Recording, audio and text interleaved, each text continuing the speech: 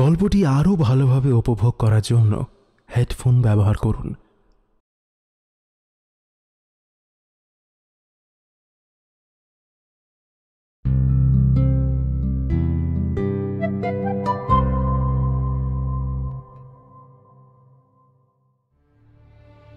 নমস্কার। আজ আমরা একত্রিত হয়েছি শুধু গল্পের জন্য। আপনারা যদি এখনো শুধু গল্পের জন্যকে সাবস্ক্রাইব করে না থাকেন তাহলে শিগগিরই করে ফেলুন। আসছে নতুন নতুন চমক। আজ আপনাদের জন্য রয়েছে যোগু মামা টুকলুর রহস্য অ্যাডভেঞ্চার কাহিনী। আপনারা ইতিমধ্যেই যোগু মামা সিজন 1-এর 2টি গল্প শুনে ফেলেছেন। না শুনে থাকলে এই গল্পটি শুনে ওগুলোও শুনে নেবেন। ডেসক্রিপশনে লিঙ্ক পাবেন, আর পাবেন আই বাটনে। ত্রিদীপ কুমার চট্টোপাধ্যায় বাংলা সাহিত্যের এক উজ্জ্বল নক্ষত্র। জন্ম 30শে অক্টোবর 1958 কলকাতায়। তার সাহিত্যকর্ম শুরু হয় দীনেশচন্দ্র চট্টোপাধ্যায় সম্পাদিত কিশোর ভারতী পত্রিকার মাধ্যমে। লেখক মূলত রহস্য, কল্পবিজ্ঞান ও ইতিহাস নির্ভর সাহিত্যের জন্য পরিচিত। কিশোর ভারতী ছাড়া নবকল্লোল, শুকতারা, আজকাল, প্রতিদিন প্রভৃতি পত্রিকায় প্রচুর গল্প লিখেছেন। তাঁর সৃষ্ট বিজ্ঞানী গোয়েন্দা চরিত্র যোগু মামা ইতিমধ্যেই পাঠককুলের কাছে বহুল জনপ্রিয়। আজ তাঁরই লেখা যোগু মামা সিরিজের 4র্থ গল্প নিয়ে এসেছি আপনাদের জন্য। পত্রভারতী বুকস প্রাইভেট লিমিটেডকে অসংখ্য ধন্যবাদ আমাদের এই উদ্যোগে পাশে থাকার জন্য। আজকের গল্পটি আমরা নিয়েছি যোগু মামা রহস্য সমগ্র 1 এই বইটি থেকে।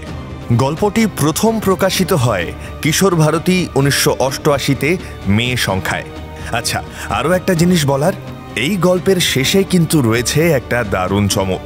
শুধু একটু ধৈর্য ধরে শুনতে হবে, স্কিপ করলেই কিন্তু মিস করবেন। শুরু হচ্ছে আজকের গল্প ত্রিদীপ কুমার চট্টোপাধ্যায় রচিত মুখোশের আড়ালে।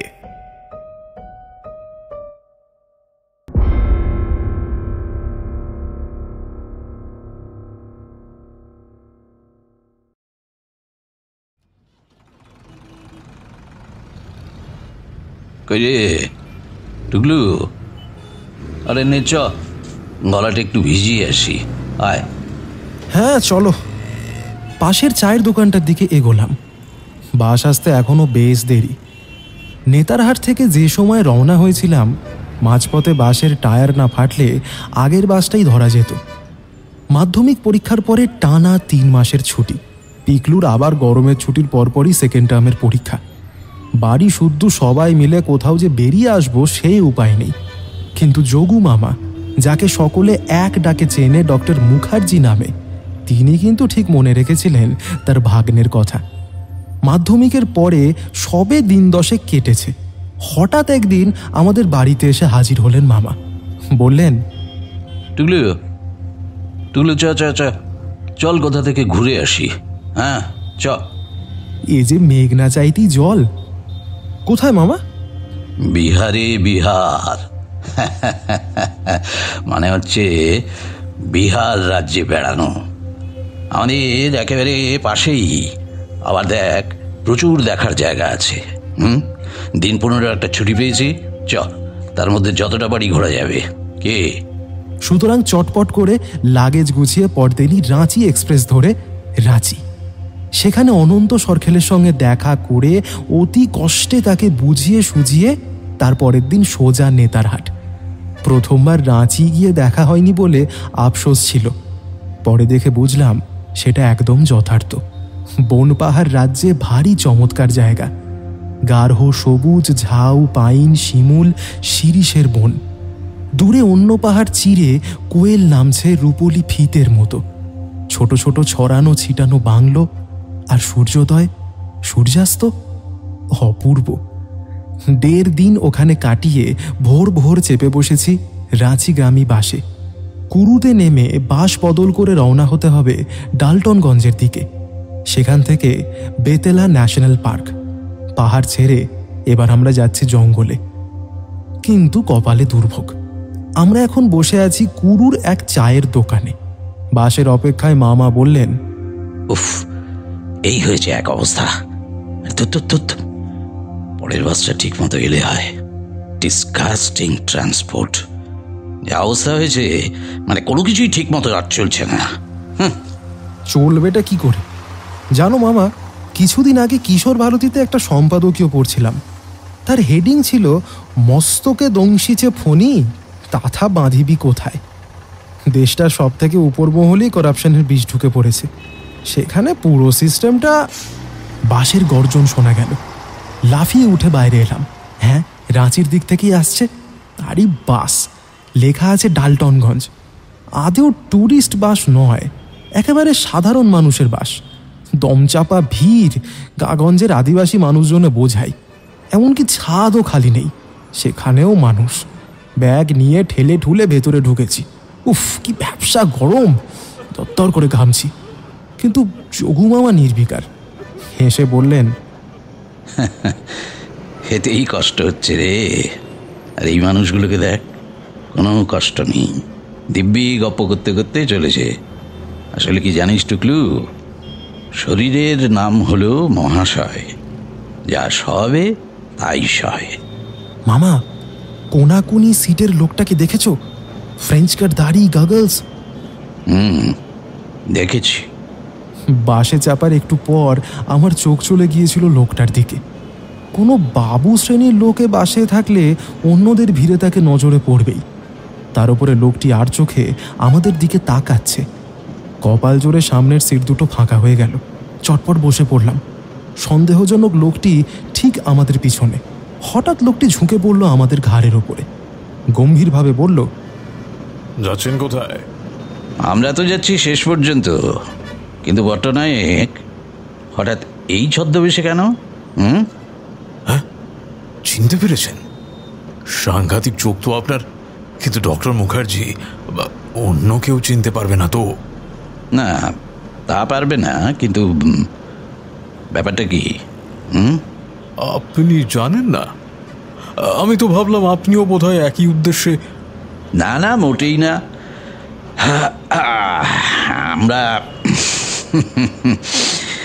আমরা এবারে যাচ্ছি স্রেফ বেড়াতে। সিবিআই এর ইন্সপেক্টর জেনারেল এবং আমার মামার বন্ধু সত্যসাধন পটনায়কের ছদ্মবেশটা বেশ জবরদস্ত। পট্টনায়ক একটু ভাবলেন, তারপরে নিচু গলায় বললেন, বুঝলেন ডক্টর মুখার্জি, বেতলা ফরেস্টে সম্প্রতি খুব ঝামেলা শুরু হয়েছে। কথা নেই বার্তা নেই, বনের পশুরা সব নাকি খেপে উঠেছে। বিশেষত যারা মাংসাশী, তাদের হাত থেকে তৃণভোজী পশুরা তো বটেই, মানুষজনও রেহাই পাচ্ছে না। এর মধ্যেই বন বিশেষজ্ঞদের দুটো দল বেতলা ট্যুর করে গেছেন, কিন্তু কোনো কারণ পাননি। তা আপনি কি করতে যাচ্ছেন? গোয়েন্দাদের চোখ দিয়ে কারণ খুঁজতে? রাইট। দেখুন, আমার ধারণা হলো বনের মধ্যে গোপন গাছ কাটা বা চোরা শিকারীদের চক্র কাজ করছে একটা, আর তার জন্যই এই ভয়ানক অবস্থা। আচ্ছা, কথা বলবো স্যার? হ্যাঁ বলবেন, বই কি বলবেন না কেন, বলুন। আপনি একটু থাকুন না প্লিজ। আমি একা ঠিক। এই তো মুশকিলে ফেললেন। কিরে টুকলু, তাহলে কি করা যায়? হ্যাঁ, যাওয়াই যাক নাকি? কিছু একটা বল। হ্যাঁ চলো। বললাম বটে, তবে দীর্ঘ নিঃশ্বাসটা জোরেই পড়ল। হয়ে গেল বেড়ানোর পিন্ডি চটকানো।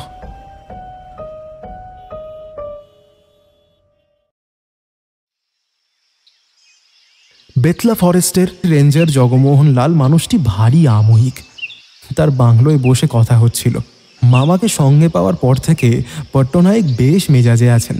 চায়ে চুমুক দিয়ে বললেন, বুঝলেন মিস্টার লাল, ভাগ্যবানের বোঝা ভগবানে বয়। ডক্টর মুখার্জিকে যখন পেয়ে গেছি তখন আর চিন্তা নেই। মিস্ট্রি একরকম সলভড হয়ে গেছে ধরে নিতে পারেন। আচ্ছা, কতদিন আগে থেকে এই অভ্যাসটা হয়েছে পট্টনায়ক? কোনটা? না, এই পিঠচুল, কোনো কথা নেই বার্তা নেই, অকারণে চুলকাতে লিখেছেন। কবে থেকে? পারফেক্ট। তবে শুনুন মুখার্জি স্যার, আপনার নাম কাজকর্ম সবই আমি কিছু কিছু শুনেছি। সেদিক দিয়ে আজি সাহেব কিছু বাড়িয়ে বলেননি। যাকে ডক্টর মুখার্জির যখন ইচ্ছে নয়, এদিকের খবর বলুন। খবর? হ্যাঁ, খুবই খারাপ খবর। বন্য জন্তুরা তো ক্ষেপে উঠেছে, যাকে তাকে আক্রমণ করছে, যখন খুশি যা তা করছে। তার উপর গত পরশু বনের মধ্যে থেকে নিখোঁজ হয়েছেন একজন জুলজিস্ট। জুলজিস্ট? হ্যাঁ, ভদ্রলোকের নাম কেসি ভেঙ্কটেশ সুন্দরম, মাদ্রাস ইউনিভার্সিটির জুলজির অধ্যাপক। বন্য জন্তুর হাবভাব, আচার আচরণ, ব্যবহার ঘনিষ্ঠভাবে দেখার জন্য গত 1.5 মাস বেলতলায় পড়েছিলেন। থাকতেন রেস্ট হাউসের একটা ঘরে। রোজ ভোরবেলায় ব্রেকফাস্ট করে এক গাদা ঝোলাঝুলি নিয়ে বেরিয়ে যেতেন। সারাদিন বনে বনে কাটাতেন, ফিরতেন সন্ধ্যের পর। কোনো দিন আবার 7টাও বেজে যেত। আমরা রুদ্ধশ্বাস। গতকাল সারাদিন জঙ্গলে তন্ন তন্ন করে তাকে খুঁজেছি। সর্বক্ষণের সঙ্গী বলতে বছর 20 এক সাঁওতাল ছেলে। এখানে এসে তিনি তাকে জুটিয়েছিলেন। সারাদিন ছেলেটা থাকতো ভেঙ্কটের সঙ্গে। গত পরশু অন্য দিনের মতো সে কাজ সেরে নিচের বাড়ি চলে যায়। ভেঙ্কটও রেস্ট হাউসের পথ ধরেছিলেন, অন্তত 2 জন আলাদা হওয়া আগে পর্যন্ত। সকালে ভেঙ্কটকে ডাকতে এসে সে দেখে বাবু নেই। তাকে নিয়ে আমরা সম্ভাব্য সব জায়গায় খুঁজেছি, কোথাও কোনো ট্রেস পাইনি। এক মিনিট, আমার এখানে 2টো প্রশ্ন আছে। 1 নম্বর, বন্য জন্তুদের এরকম খ্যাপাটে স্বভাব কবে থেকে আপনাদের নজরে এসেছে? আর নেক্সট 2 নম্বর, যে এরকম পরিস্থিতি হওয়ার পরেও আপনি ভেঙ্কটকে বনে ঢোকার পারমিশন দিলেন কেন? মিস্টার লাল মাথা নেড়ে বললেন, ঠিকই বলেছেন, ভুল আমারই। আমি ভেঙ্কটকে মানা করেছিলাম, উনি উড়িয়ে দিয়েছিলেন। বলেছিলেন, আমি জুলজির লোক, পারলে আমিই পারবো এর কারণ খুঁজে বের করতে। তাছাড়া এরকম আনন্যাচারাল বিহেভিয়ার তো আমার রিসার্চের অন্যতম সাবজেক্ট। আর আপনার প্রথম প্রশ্নের উত্তর হলো, কম বেশি 3 উইক জন্তুদের এই বিহেভিয়ার আমাদের নজরে এসেছে।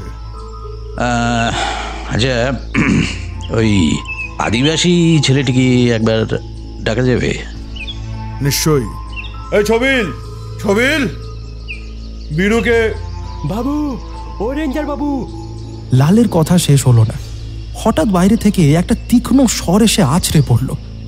বীরুর গলা না? ও রেঞ্জার বাবু। বলতে বলতে লাল দ্রুত পায়ে বেরোলেন। ছেলেটিও চলে এসেছে একেবারে সামনে।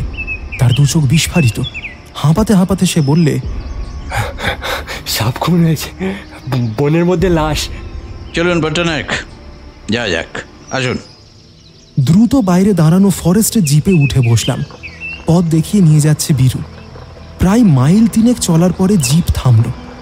বন এখানে পাতলা।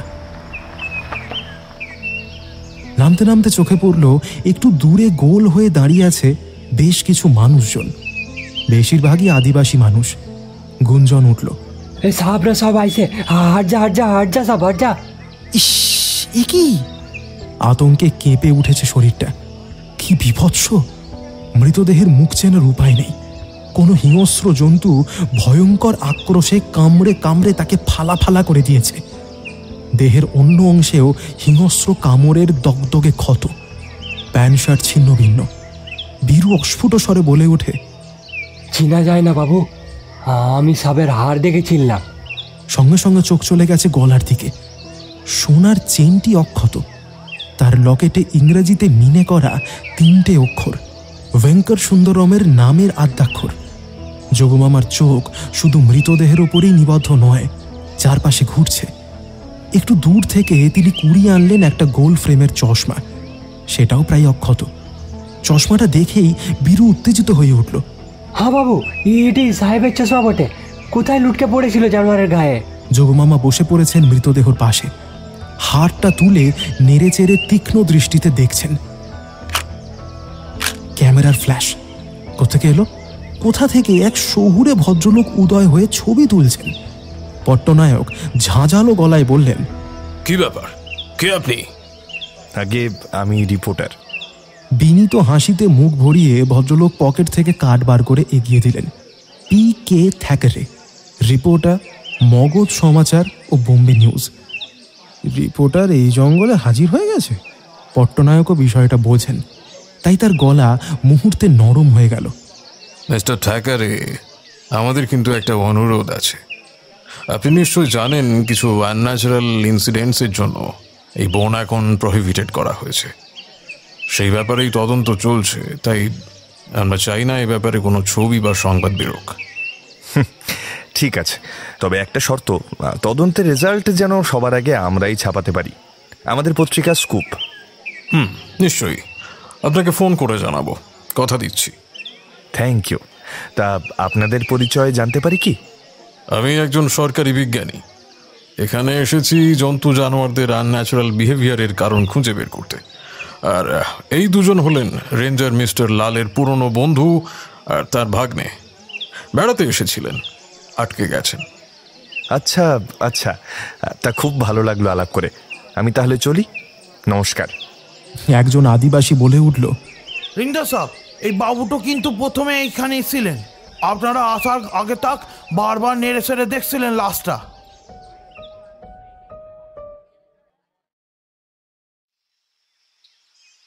মিনিট 5 হলো ঘুম ভেঙে উঠেছি। এখন সকাল 7টা। এর মধ্যেই পালমৌ অরণ্য পাখপাখালির কুজনে মুখরিত হয়ে উঠেছে। কিছু দূরেই নির্ভয়ে ঘুরে বেড়াচ্ছে হরিণের দল। শান্ত স্নিগ্ধ তপবন।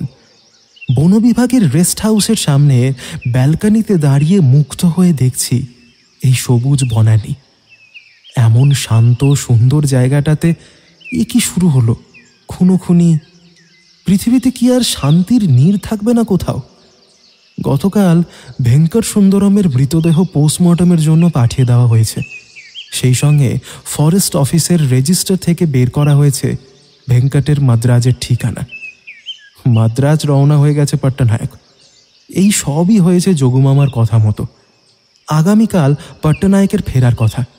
হঠাৎ পিঠে হাত, চমকে ঘাড় ঘুরিয়ে দেখি যোগুমামা।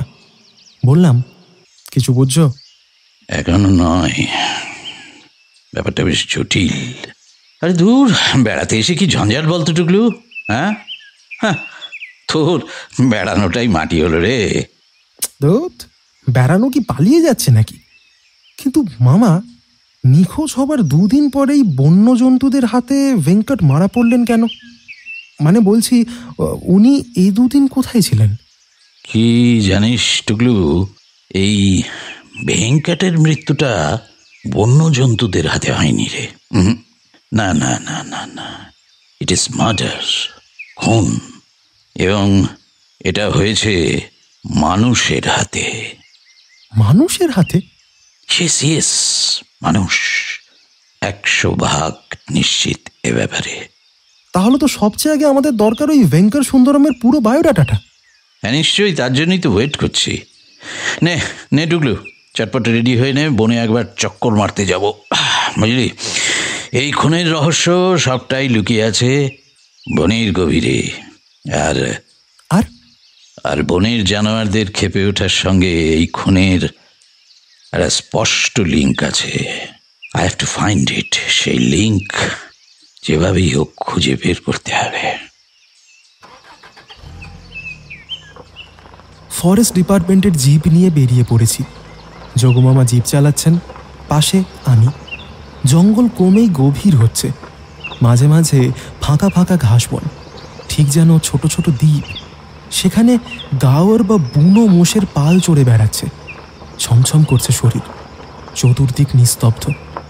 আজকেই কিছু একটা ঘটে যাবে না তো? ফ্যাচ শব্দ করে একটা বনবেড়াল রাস্তা পার হয়ে চলে গেল। আমাদের দিকে সন্দিগ্ধ দৃষ্টিতে তাকাচ্ছিল। আমাদের জিপ আস্তে আস্তে বন চিরে এগিয়ে চলেছে।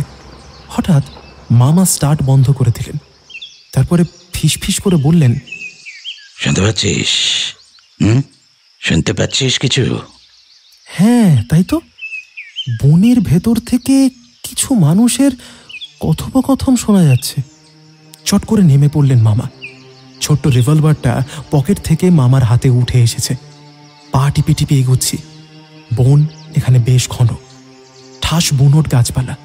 প্রখর রৌদ্রেও জায়গাটি স্যাঁতসেঁতে। আমরা এগোচ্ছি। কণ্ঠস্বরটাও স্পষ্ট হচ্ছে। একজনের ভাষা শহুরে হিন্দি, অন্যদের আদিবাসী টান। শহুরে গলা কোথায় যেন শুনেছি। আরেকটু এগোতেই সামনের বন ফাঁকা মাঠের মতো। তারপরেই থমকে দাঁড়িয়েছি। কি এখানে রিপোর্টার থ্যাকারে, আর তার সামনে কয়েকজন আদিবাসী যুবক। থ্যাকারে বলছে, তাহলে ওই কথাই রইল, তোমাদের একমাত্র কাজ ওই বদমাস আদমিটাকে খুঁজে বার করা। আমি শিওর ওই শয়তানটা এই বনেই লুকিয়ে আছে, ফাঁক পেলেই আমায় খুন করবে। ওকে ধরতে পারলে সোজা আমার কাছে নিয়ে আসবে, যা করার আমিই করব। আর হ্যাঁ, আরেকটা কথা, রেস্ট হাউসের নতুন যে 3 জন এসেছে ওদের দিকেও নজর রাখবে। ঠিক আছে সাব। সাঁ করে পরপর 2টো গুলি ছুটে এলো বনের উত্তর দিক থেকে। থ্যাকারের কান ঘেঁষে দুটোই গিয়ে বিঁধল পেছনের শাল গাছে। মুহূর্তে উপুর হয়ে পড়ল গোটা দল। আমাদেরও বিস্ময় তখনও বাকি। দেখলাম সাংবাদিক থ্যাকারের ঝোলা থেকে বেরিয়ে এসেছে একটা রিভলভার। শুয়ে থাকা অবস্থাতেই সে ফায়ারিং করল। উত্তর দিক থেকে জবাব এলো আবার। কুরুম কুরুম থ হয়ে গেছি। রিপোর্টার বাহিনী গরিলাদের মতো হামাগুড়ি মেরে এগোতে শুরু করেছে। কাঠ হয়ে দাঁড়িয়ে আছে, ঘন ঘন গুলির লড়াই চলছে। হঠাৎ পাশে তাকাতেই শিরদাঁড়া দিয়ে বরফ নেমে গেল। মামা পাশে নেই। এবার কি করব? সারা শরীর ভয়ে কাঁপছে। আমি একা, মামা কোথায়? প্রাণপণে সাহস এনে এদিক ওদিক ব্যাকুল হয়ে দেখছি। আরে ওই তো মামা, পা টিপে টিপে উত্তর দিকে এগোচ্ছেন। বন ঘুরে মামাকে দেখতে পেয়েই সাহস বেড়ে গেছে আমার। মামার পেছনে পেছনে এগোচ্ছি আমি। মামা পেছনে ঘুরে আমায় একবার দেখলেন। অকস্মাৎ মামা আমাকে জাপটে ধরে বাঁ দিকে হেলে পড়লেন। পরক্ষণেই বাতাসে হিস শব্দ তুলে একটা তীর এসে কাঁপতে লাগলো আমাদের সামনের গাছটার গায়ে। তার মানে এবারে লক্ষ্য আমরা। কয়েক সেকেন্ডের বিরতি। ভয়ঙ্কর হুঙ্কার ছেড়ে মামা হঠাৎ লাফিয়ে উঠলেন ভূমিশয্যা ছেড়ে। বিদ্যুৎ বেগে ছুটতে শুরু করলেন এঁকে বেঁকে সামনের দিকে। হাতের রিভলভার বারবার অগ্নিবর্ষণ করছে। আমি কম্পমান দর্শক, দাঁড়িয়ে দেখা ছাড়া আমার আর কোনো ক্ষমতা নেই। গাছের ফাঁক দিয়ে আমি দেখছি মামা ছুটে চলেছেন এঁকে বেঁকে। একদল মানুষ ছুটে পালাচ্ছে। ঝোপঝাড়ে খসখস শব্দ, গোলা আর তীর বর্ষণ সব থেমে গেছে। অনেকখানি দৌড়ে মামা থেমে গেলেন। অপরাধীরা পালিয়েছে। বনরাজ্য আবার নিঝুম। 2-1 পাখির টুই টুই শব্দ ছাড়া আর কোনো শব্দ নেই। সংবিত আর সাহস ফিরে এসেছে আমার আবার। মামার দিকে দৌড়তে যাচ্ছি, হঠাৎ মামা হাত নেড়ে আমাকে থামালেন। তারপরে বললেন,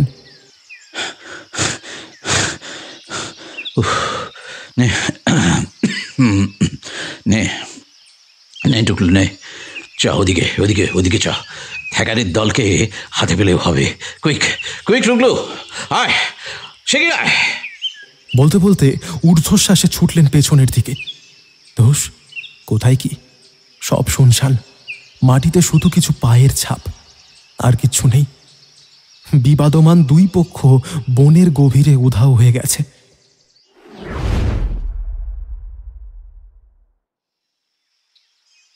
মাঝে একটি দিন পার হয়ে গেছে।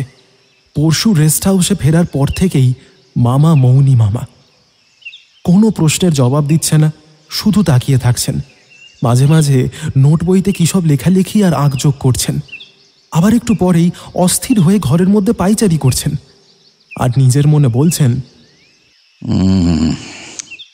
না না না না না, মিলছে না মিলছে না, কিছুতেই অঙ্কটা মিলছে না রে। তাহলে তাহলে এটা হয় কি করে? এই তাহলে যে ব্যাপারটা কি, কারোর পক্ষে তা বোঝার কথা নয়। রেঞ্জার জগমোহনলাল যথারীতি আসছেন। আজ এখনও তার আসার সময় হয়নি। গতকাল সকালে তিনি সবিনয়ে শুধু একবার জিজ্ঞাসা করেছিলেন, স্যার কোনো সূত্র মিলেছে? ব্যাস, মামা ক্ষেপে লাল। চিৎকার করে উঠে বললেন, মিস্টার লাল, আমি অবাক হয়ে যাচ্ছি বনের সিকিউরিটি দেখে। রিয়েলি রিয়েলি এত উইক? হ্যাঁ, এত উইক? এখানে যে কোনো সময় যা কিছু করতে পারে। আমায় ছেড়ে আগে ওদিকটা ঠিক করুন গে যান। লাল খুবই ঠান্ডা মাথার মানুষ, তাই এরপরেও বিনীতভাবে বলেছেন, স্যার আমি বনের সংরক্ষিত অঞ্চলে ম্যাপটা নিয়ে আসছি। বনের কোথায় কোথায় গার্ড পোস্টিং করব, যদি দয়া করে দেখিয়ে দেন। এরপরে মামার মাথা ঠান্ডা হতে আর সময় লাগেনি। সরকারি ম্যাপটা হাতে নিয়ে বনের কোন কোন পয়েন্টে গার্ড পোস্টিং করতে হবে মামা লালকে দেখিয়ে দিয়েছেন।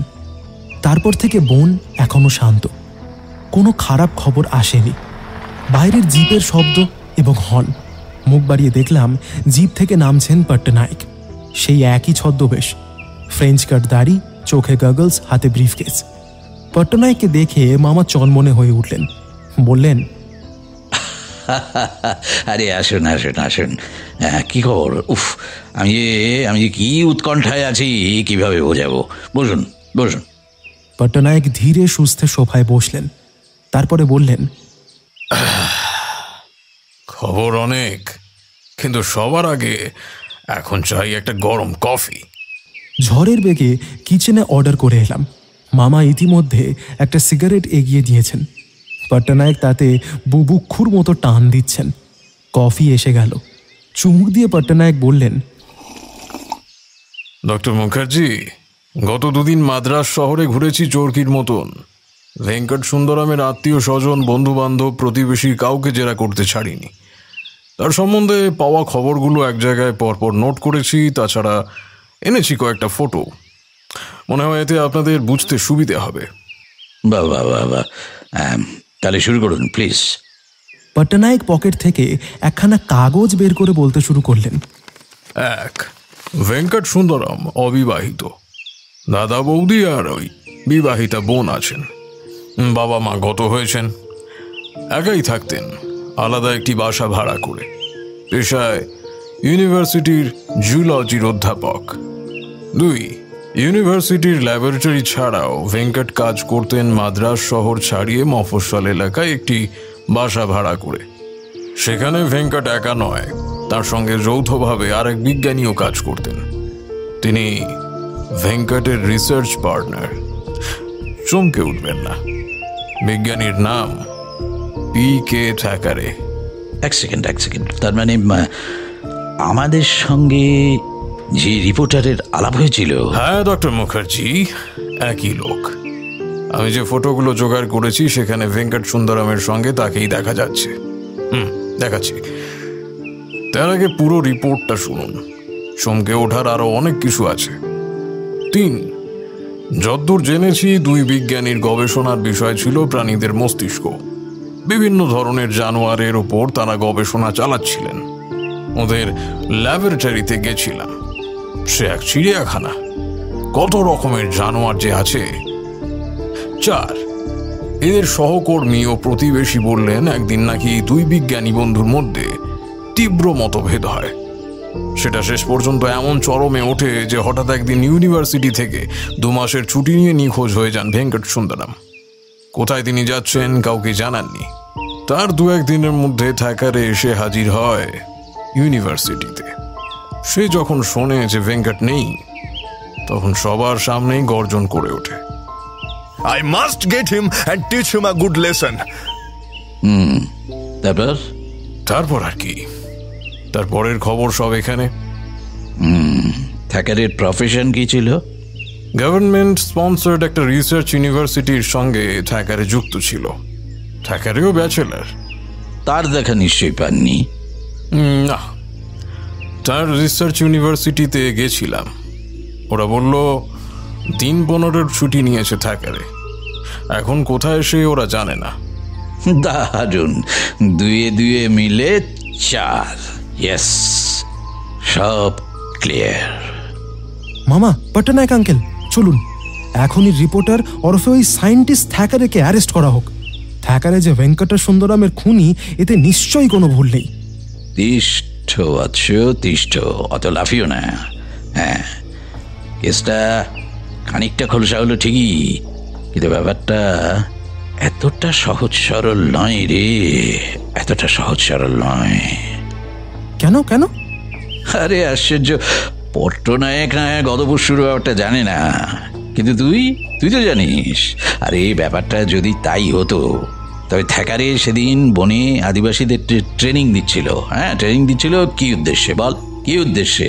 প্রতিপক্ষ কে বা কারা? ভেঙ্কট খুন হয়ে গেলে সব তো চুকে যাওয়ার কথা, তাই না? কি? তাই তো, এই দিকটা তো ভাবিনি।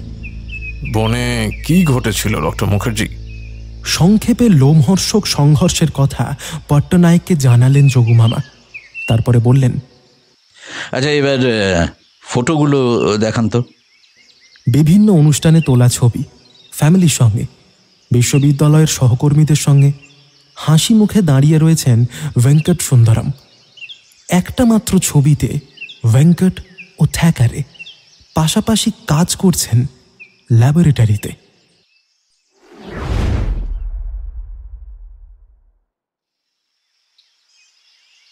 বেতলা ফরেস্টের মেন গেটের সামনে জিপ দাঁড়িয়ে আছে। জিপের পেছনে পাইচারি করছেন রেঞ্জার লাল। জিপে সব গুছিয়ে উঠেছি। লাল বলে উঠলেন, আরে ওটা কে ছুটে আসছে? হ্যাঁ, বন্দুক কাঁধে একজন ফরেস্ট গার্ড এদিকে ছুটে আসছে। এই প্রসঙ্গে বলে রাখা দরকার যে বনের বর্তমান পরিস্থিতির জন্য বনরক্ষীদের আগ্নেয়াস্ত্র ব্যবহারের বিশেষ অনুমতি দেওয়া হয়েছে, জারি করা হয়েছে সতর্কতা। কিন্তু লোকটা ছুটে আসছে কেন? পরবর্তী কয়েক সেকেন্ডের মধ্যে তার জবাব পাওয়া গেল। একেবারে আমাদের সামনে এসে সালাম ঠোকে দাঁড়িয়ে পড়ল লোকটা। তার ঘন ঘন নিঃশ্বাস পড়ছে। সাপ সাপ খুন খুন? আবার? কোথায়? সাপ ওইদিকে। লোকটা আঙুল তুলে উত্তর পশ্চিম কোণে দেখালো। চেনা কেউ? না সাপ, বাইরের আদমি, জানুয়ারি কেটেছে। কখন দেখলি? এই আধ ঘন্টা আগে চৌকি দিচ্ছিলাম, হঠাৎ দেখি ঝোপের পাশে পড়ে আছে লাশটা। তারপর? সঙ্গে সাপ সদানন্দ ছিল, ওকে পাহারা রেখে ছুটে এসেছি। মামা এতক্ষণ চুপ করে শুনছিলেন। এবারে কঠিন গলায় বললেন, মিস্টার লাল, স্পেশাল ফোর্স দিয়ে এখনই রাইট নাও স্পটের চারিদিকে অন্তত 1 বর্গ মাইল জায়গা ঘিরে ফেলুন। একটা মাছিও যেন গলতে না পারে। সেখানে nobody will be allowed. Understand? I mean it. Nobody means nobody. কেউ না। লাল সঙ্গে সঙ্গে নির্দেশ দিলেন ওয়াকি টকিতে। তারপরে গার্ডকে সঙ্গে নিয়ে রওনা হলাম আমরা। বিভৎস, পাশবিক, ভয়াল, অবিকল সেই একই রকম খুন। ভয়ঙ্কর জিজ্ঞাসায় কোনো জন্তু যেন মৃতের মুন্ডু নিয়ে গেন্ডুয়া খেলেছে। লাশের মুখ খাবলে খুবলে কামড়েছে, শরীরও ক্ষতবিক্ষত, জামা প্যান্ট ছিঁড়ে ফালা ফালা। মৃতদেহের পাশে ছিটকে পড়েছে একটা ঝোলা ব্যাগ। সেখান থেকে উঁকি মারছে ডায়েরি, কলম আর কাগজ। বনের এই জায়গায় শিমুল, শাল, পিয়াল ইত্যাদি গাছেরা একদম গায়ে গায়ে। বড় বড় ঘাসের লতাগুল্মের ঝোপ, ছায়া ছায়া, ঠান্ডা, রোদ ঢুকতে পারছে না। ঘাস মারিয়ে মানুষের পায়ের শব্দ। চমকে উঠেছি। মামা বললেন, ভয় পাস না, স্পেশাল ফোর্স পজিশন নিচ্ছে। মামা এগিয়ে গেছেন ঝোলা ব্যাগের কাছে। ঝোলা উপর করলেন। বেরিয়ে এলো টুকরো টুকরো কাগজপত্র, একটা ডায়েরি আর একটা কভার ফাইল। বিভিন্ন রঙের স্কেচ পেন আর পেন্সিলও আছে। মামা প্রথমেই তুলে নিয়েছেন ডায়েরিটা। ডায়েরির মলাট ওল্টাতেই মাথা ঘুরে গেল। এটা কি করে সম্ভব? ডায়েরির দ্বিতীয় ফোল্ডে আটকানো ছবিটা আর কারণ নয়, যাকে আমরা খুনি মনে করেছি সেই পি.কে. থ্যাকারের। তার মানে এই ডেড বডিটা থ্যাকারের। মামা ডায়েরি বন্ধ করে কয়েক মুহূর্ত দাঁড়িয়ে রইলেন, কিছু ভাবছেন। তারপরে ঝোলার মধ্যে কাগজপত্র সব ঢুকিয়ে ফেললেন। ঝোলা এগিয়ে দিলেন পট্টনায়কের দিকে। হাঁটু গেড়ে বসে পড়লেন মৃতদেহের পাশে, তীক্ষ্ণ দৃষ্টিতে দেখছেন। হঠাৎ হাতটা ঢুকিয়ে দিলেন মৃতদেহের প্যান্টের পকেটে। ইস, রক্ত মাংসে একেবারে মাখামাখি। মামার একেবারে ঘেন্নাপিত্তি নেই। পকেট থেকে দলা পাকানো কাগজপত্র আর খুচরো পয়সা উঠে এলো। বাঁ পকেটে একটা সাদা রুমাল। উল্টে পাল্টে দেখে মামা সব শুদ্ধ ফেললেন নিজের বুক পকেটে। মামার চোখ চরকির মতো ঘুরছে। কি খুঁজছেন মামা? হঠাৎ উঠে দাঁড়িয়ে ঘাস ঝোপের দিকে এগিয়ে গেলেন। ঝোপের মধ্যে সাদা মতো ওটা কি পড়ে রয়েছে? আরেকটা ডায়েরি। এটা ছোট, পকেট সাইজের। উল্টে পাল্টে দেখলেন কয়েক সেকেন্ড, তারপরে ওটাও ঢুকে গেল মামার প্যান্টের পকেটে।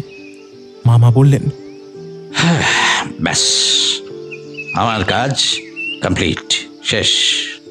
যোগু মামা এখন অনেকটা শান্ত। ধীরে সুস্থে একটা সিগারেট ধরিয়ে বললেন, লাস্টটা পোস্টমর্টম পাঠান। আচ্ছা, আগের পোস্টমর্টম রিপোর্টটা কি এসেছে? আজই আসার কথা স্যার। আশা করছি দপ্তরে ফিরে গিয়ে পাবো। গুড। একটা কাজ করুন, আপনি লাশ নিয়ে ফিরে যান, আমরা একটু পরে আসছি। আর হ্যাঁ, ওই ফোর্স কিন্তু এখন থাকবে, আমি না বলা পর্যন্ত বিদ্রোহ করবেন না।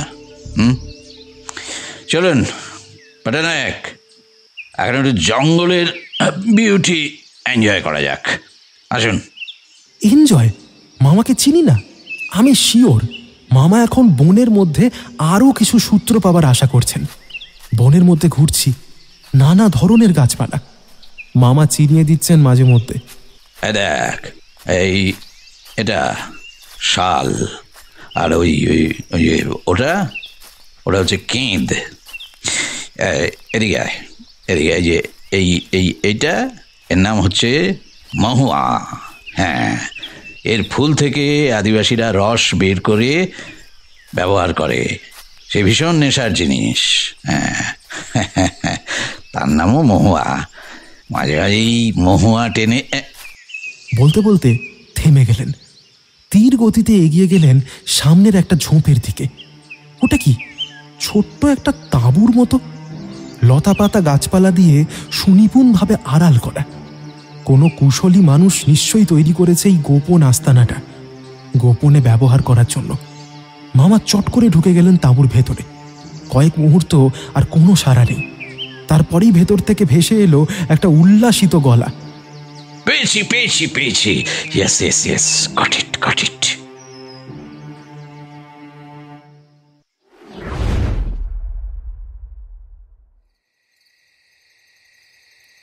রাত ঝিমঝিম করছে, গাঢ় অন্ধকারে ঢাকা চরাচর।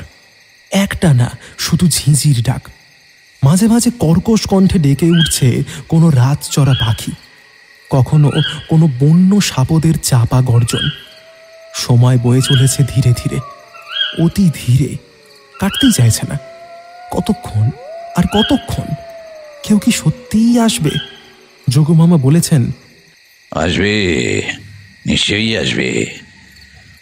ছেলে অপরাধী বুঝে গেছে যে এই তাঁবু খুব তাড়াতাড়ি আমাদের চোখে পড়বে, তাই এর মধ্যেকার যা কিছু গোপন জরুরি পারলে আজই সরিয়ে ফেলতে চাইবে। আরে আসবে সে নিশ্চয়ই। তার আশাকে স্বাগত জানাতে তাই সমস্ত বনরক্ষীদের বিকেলের পর থেকে উইথড্র করা হয়েছে। বন এখন অবাধ। সকালে রেস্ট হাউসে ফেরার পথে মামা বলে দিয়েছেন যে আজই এই রহস্যের কিনারা হবে, তাই পুরোপুরি তৈরি হয়ে রাত কাটাতে হবে এই ছোট্ট তাঁবুতে। রেস্ট হাউসে ফিরে মামা বসে গিয়েছিলেন স্পট থেকে পাওয়া কাগজপত্র নিয়ে। খুঁটিয়ে খুঁটিয়ে সেইগুলো দেখছিলেন। উজ্জ্বল হয়ে উঠছিল চকু মামার মুখ। জিজ্ঞেস করলে তিনি মুচকি হেসে বলেছিলেন, আর তো ক ঘন্টার মাত্র ব্যাপার। এই ফাঁকে কয়েকটা কথা বলার আছে। প্রথম খুনের পোস্টমর্টেম রিপোর্ট পাওয়া গেছে। তাতে বলা হয়েছে যে ধারালো অস্ত্র দিয়ে কুপিয়ে মারা হয়েছে, কোনো জন্তুর আক্রমণে মৃত্যু নয়। দ্বিতীয় মৃত্যুর ক্ষেত্রেও যে এক রিপোর্ট আসবে সেটা এখনই বলে দেওয়া যায়। গোপন তাঁবু থেকে পাওয়া গেছে মাথার দুই পাশ দিয়ে দুই কানে লাগাবার হেডফোনের মতো কয়েকটা যন্ত্র। পাওয়া গেছে গাড়ির বড় স্টোরেজ ব্যাটারি, আর ছিল ফাইল, কাগজ, তার, ব্যাগ, সকেট, এইসব এক গাদা জিনিস। সন্ধে নেমে যাবার পরেই আমরা চুপি চুপি ঢুকেছি বনে। কিছুটা পথ জিপে, বাকিটা পথ হেঁটে হেসে ঢুকেছি তাঁবুতে, আমি, মামা আর পট্টনায়ক। সেই থেকে ঘন্টার পর ঘন্টা শুধু অপেক্ষা করা। সব থেকে খারাপ অবস্থা বেচারি পট্টনায়কের। সিগারেট ছাড়া যার এক মুহূর্ত চলে না, তিনি এখন ধোঁয়াহীন। ও মামা, কটা বাজে? 9টা। মানে হচ্ছে তার আসার সময় হয়ে গেছে। আর চুপ। নিথর অরণ্যের বুকে সহসা বেজে উঠেছে কারোর গোপন পদচারণার শব্দ। ঘাস পাতা মারিয়ে সে এই দিকেই আসছে। কোনো সাপত নয় তো? এই জঙ্গলে তাদের সংখ্যা কম নয়। বাকি দুজনের হাতে রিভলভার, তার আর আলোয় চিকচিক করছে। পট্টনায়কের বাঁ হাতে লম্বা একখানা টর্চ। শব্দটা কাছে এগিয়ে আসছে।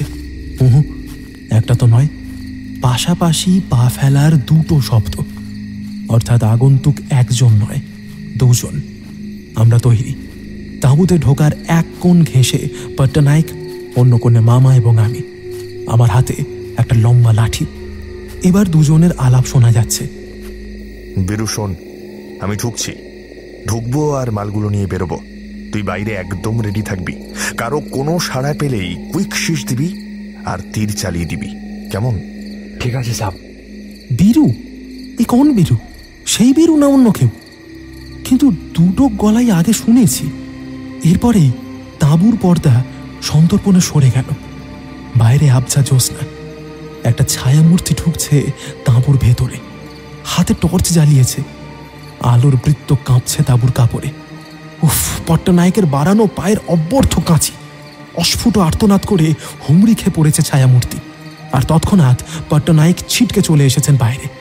ভেসে এলো তার হুঙ্কার, হ্যান্ডস আপ, হাত উঠাও। ততক্ষণে ছায়ামূর্তির ঘাড়ের উপরে চেপে বসে তার কানের রিভলভার ঠেকিয়ে দিয়েছেন যোগু মামা। সমস্ত ঘটনাটা ঘটে গেছে 20 সেকেন্ডের মধ্যে।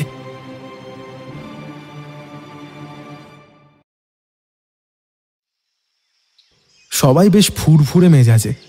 সামনে আলোকিত সকাল। ব্যালকনিতে বেতের চেয়ারে বসেছি 4 জনে। যোগু মামা, পট্টনায়ক, জগমোহন লাল এবং আমি।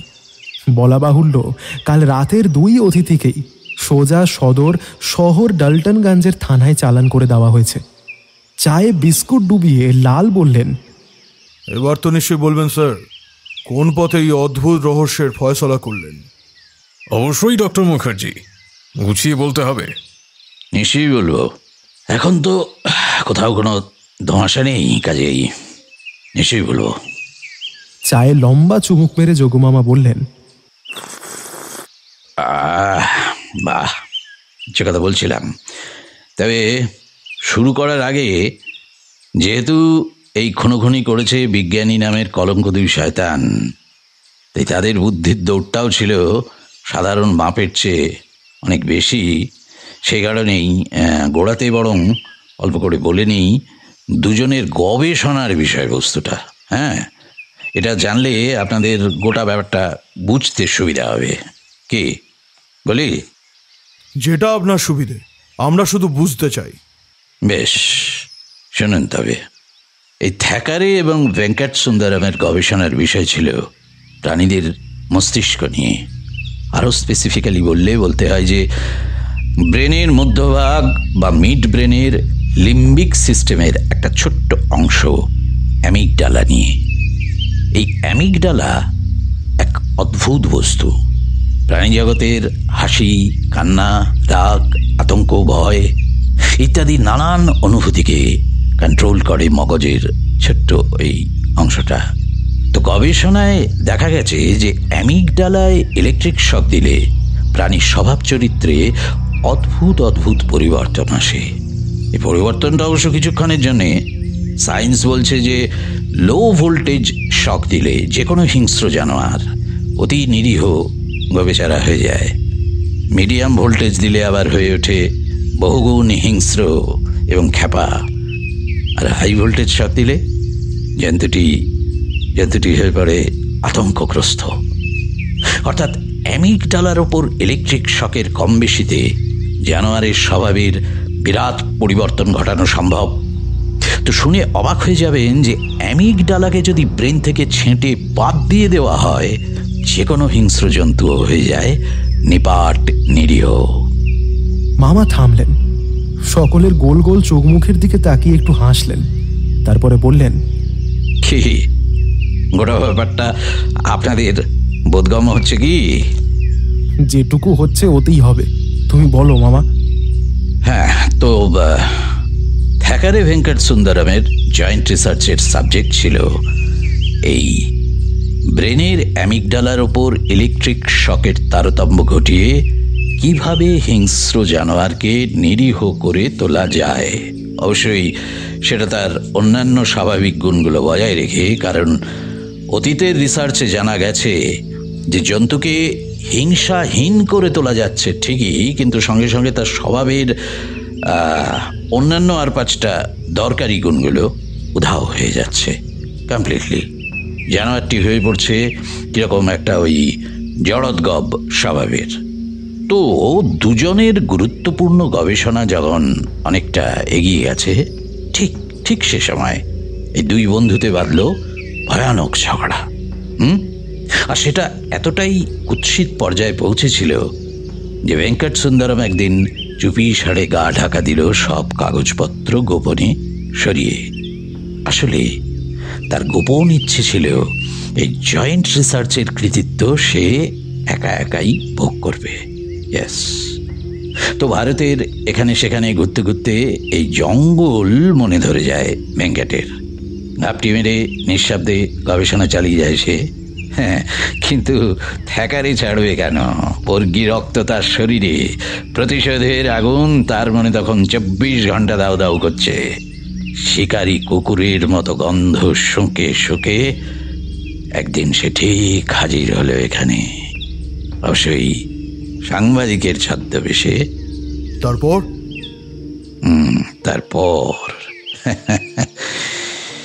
হ্যাঁ, তারপরের ঘটনাগুলো তো আমাদের চোখের সামনেই ঘটে গেল। মানে বলতে লজ্জা নেই, আমার বিচার বুদ্ধিও কিন্তু বেশ গুলিয়ে গিয়েছিল। হ্যাঁ,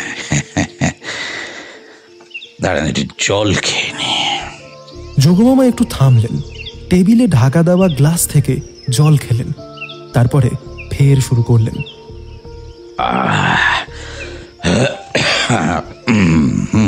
তো তারপর শুরু করি। তো ভেঙ্কট সুন্দরম দেখল যে তার সমন উপস্থিত সামনে দুটো রাস্তা খোলা, হয় সাময়িক বাঁচতে আবার পালানো, আর নতুবা নতুন কোনো ফন্দি এঁটে থ্যাকারেকে পুরো কনফিউজ করে দেওয়া। তো স্বাভাবিকভাবেই দ্বিতীয় পথটাই বেছে নিল ভেঙ্কট।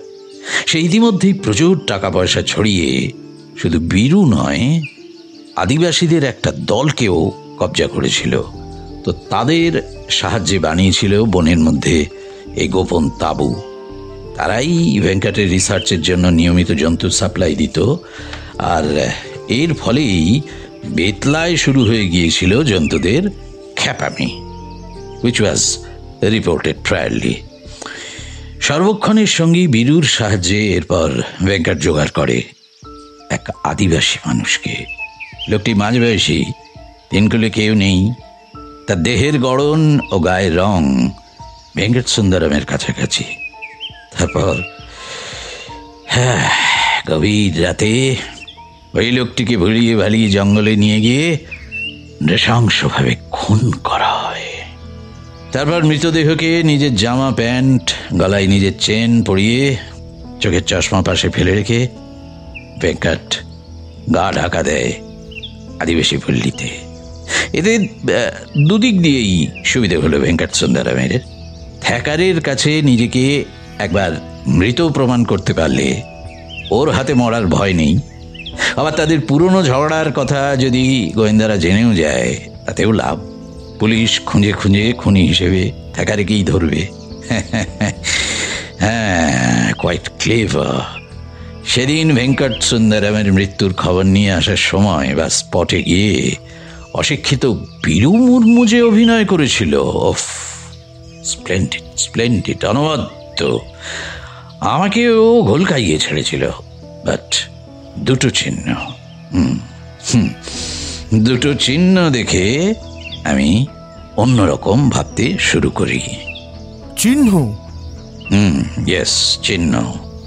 কোনো লোক যদি নিয়মিত চশমা পরে বা গলায় চেন পরে, তবে চোখে ও নাকের উপরে এবং গলায় সূক্ষ্ম একটা দাগ থাকবে। খেয়াল করবেন, গায়ের রং কালো হলে এটা আরো স্পষ্ট বোঝা যাবে, কিন্তু মৃতদেহে এরকম কোনো দাগ ছিল না। আর আরো একটা ব্যাপার হলো, যারা প্যান্ট শার্ট পরে, খেয়াল করলে দেখবেন যে তাদের শরীরের ঢাকা অংশের রং অবশ্যই উজ্জ্বল হবে, কিন্তু লাশে সেই তফাৎটা ছিল না। তখন খুঁটিয়ে দেখি ছিন্ন ভিন্ন প্যান্টের ফাঁক দিয়ে হাঁটু অবধি কাপড় পরার দাগ রয়েছে। মার্ভেলাস, জবাব নেই। শুধু শুধু কি আপনার পিঠে চুলকোই ডক্টর মুখার্জি? পরে চুলকোবেন, পরে চুল করবেন, এখন আমায় একটু শেষ করতে দিন দয়া করে। হ্যাঁ, তো এই অসংলগ্নতা লক্ষ্য করেছিল থ্যাকারেও। আমাদের স্পটে পৌঁছবার আগে পর্যন্ত সে খুঁটিয়ে খুঁটিয়ে দেখেছিল লাশকে। ইয়েস, অতএব তারপরই সে নেমে পড়ে কাজে। টাকা পয়সা দিয়ে নতুন একদল আদিবাসীকে নিজের দলে টেনে সে শক্তি বাড়াচ্ছিল। হ্যাঁ, সেদিন এই বেতলার জঙ্গলের মধ্যে টুকলু আর আমার চোখের সামনে। কিন্তু ভেঙ্কটও বুঝে ফেলল যে থ্যাকারের চোখে তার চালাকেই ধরা পড়ে গেছে। সে তখন মরিয়া দলবল নিয়ে সেই দিনই সে অ্যাটাক করলো থ্যাকারের দলকে। আমরা তার সাক্ষী। প্রায় 10 মিনিট ধরে চলেছিল দুপক্ষের তীর বন্দুকের অ্যাকশন, বাট শেষ রক্ষা করতে পারেনি ভেঙ্কট। যে বীরু মুর্মু ছিল ভেঙ্কটের প্রধান সেনাপতি, তাকেই থ্যাকারে আরও টাকা কড়িয়ে দিয়ে কিনে ফেলল। বীরু তাকে জানিয়ে দিয়েছিল ভেঙ্কটের গোপন ডেরার হদিশ, আর তাই 2-1 দিনের মধ্যেই দ্বিতীয় খুনটা হলো। ঝোপের মধ্যে পড়েছিল থ্যাকারে বেশে ভেঙ্কটের লাশ। যোগুমামা আমার পিঠ চাপড়ে দিলেন, বললেন, ব্রাভো ব্রাভো ব্রাভো, সাব্বাস, তোর বুদ্ধি তো দেখছি খুলে গেছে রে টুকলু। হ্যাঁ, আসলে ভেঙ্কটের ট্রিক্স দিয়েই ওকে মেরে নিজেকে বাঁচানোর ফন্দি এঁটেছিল থ্যাকারে। দুজনেই কাছাকাছি রাজ্যের মানুষ, হাইট কমপ্লেকশন কাছাকাছি। মুখটা চেনা না গেলে আইডেন্টিফাই করা খুব কঠিন। তবে আমি এবার মনে মনে তৈরি ছিলাম। তাই যতই মৃতদেহের পাশে থ্যাকারের ঝোলাপত্তর পড়ে থাক, আমি খুঁজছিলাম 4-5টা এবং পেয়েও গেলাম ভেঙ্কটের বুক পকেট থেকে পড়ে যাওয়া ছোট্ট ডায়েরিটাকে।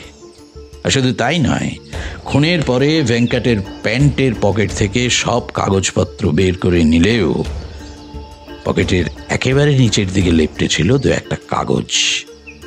বডি সার্চিংয়ের সময় সেসব চলে আসে আমার হাতে। কাগজের মধ্যে একখানা চিঠিও ছিল। চিঠিটার কারণ হয় ভেঙ্কটকে লেখা থ্যাকারের লাভ লেটার।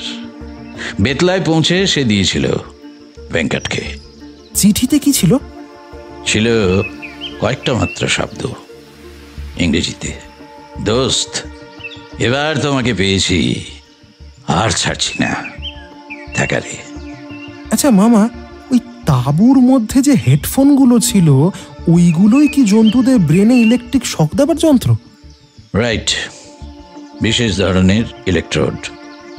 ওই জন্তুদের ধরে এনে কিছুক্ষণের জন্য অজ্ঞান করে দেওয়া হতো, তারপর তাদের মাথায় ওই হেডফোন লাগিয়ে বিদ্যুতের শক দেওয়া হতো। বিদ্যুতের মাত্রার তারতম্যে আগেই বলেছি যে বিহেভিয়ার পাল্টে পাল্টে যেত। শান্ত বুনোমোষ খ্যাপা বাঘের মতো আচরণ করত, অথবা চিতাবাঘ বিড়ালের মতো মিউ মিউ করত। ওই সবটাই ব্রেনের অ্যামিগডালার প্রতিক্রিয়া। তাঁবুতে স্টোরেজ বড় ব্যাটারি রাখা ছিল, কাজেই electric current was no problem. ওটা ছিল ওই ইলেকট্রিক কারেন্ট সাপ্লাইয়ের জন্য। এক টানা বলে যোগুমামা থামলেন। আমরাও চুপ, শুধু ভাবছি 2 প্রতিভাধর বিজ্ঞানীর মর্মান্তিক পরিণতির কথা। জগমোহন লাল একটু পরে বললেন, স্যার, এবার বেতলা ঠান্ডা হবে তো? মানে জন্তুরা স্বাভাবিক হবে তো? হ্যাঁ, তা হবে। অ্যামিগডালার প্রতিক্রিয়া তো টেম্পোরারি। কিন্তু একটা কথা কি জানেন, যেসব সাদাসিধে আদিবাসী মানুষদের ওই দুটো লোক নিজেদের নোংরা কাজে ব্যবহার করেছে, তাদের টাকার লোভ দেখিয়ে মন বিষিয়ে দিয়েছে, সেটা তো প্রায় পার্মানেন্ট। তো তারা কি তাদের ওই সরল সাদাসিধে মন আর ফিরে পাবে? বলতে বলতে ফিরলেন আমার দিকে, বললেন, বুঝলি টুকলু, তোর সেই কথাটাই আবার মনে পড়ছে রে।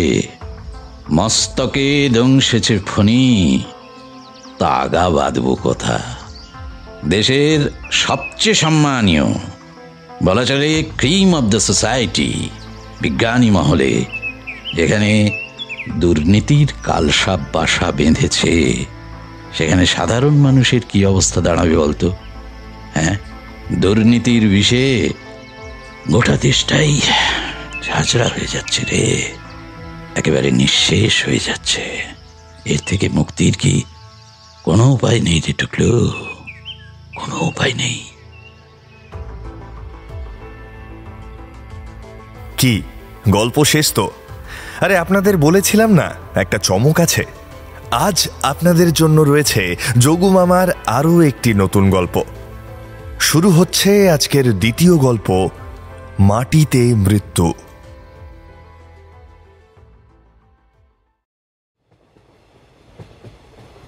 প্ল্যাটফর্মে ট্রেন ঢোকার ঠিক আগেই ঝমঝম করে বৃষ্টি নামলো। যোগু মামা বললেন, মরেছে এগিয়ে টুকলু, এ তো বৃষ্টি শুরু হয়ে গেল। নে নে নে নে নে, ব্যাগ থেকে ছাতা বের কর, ছাতা বের কর। কি দরকার, প্ল্যাটফর্মে শেড আছে তো।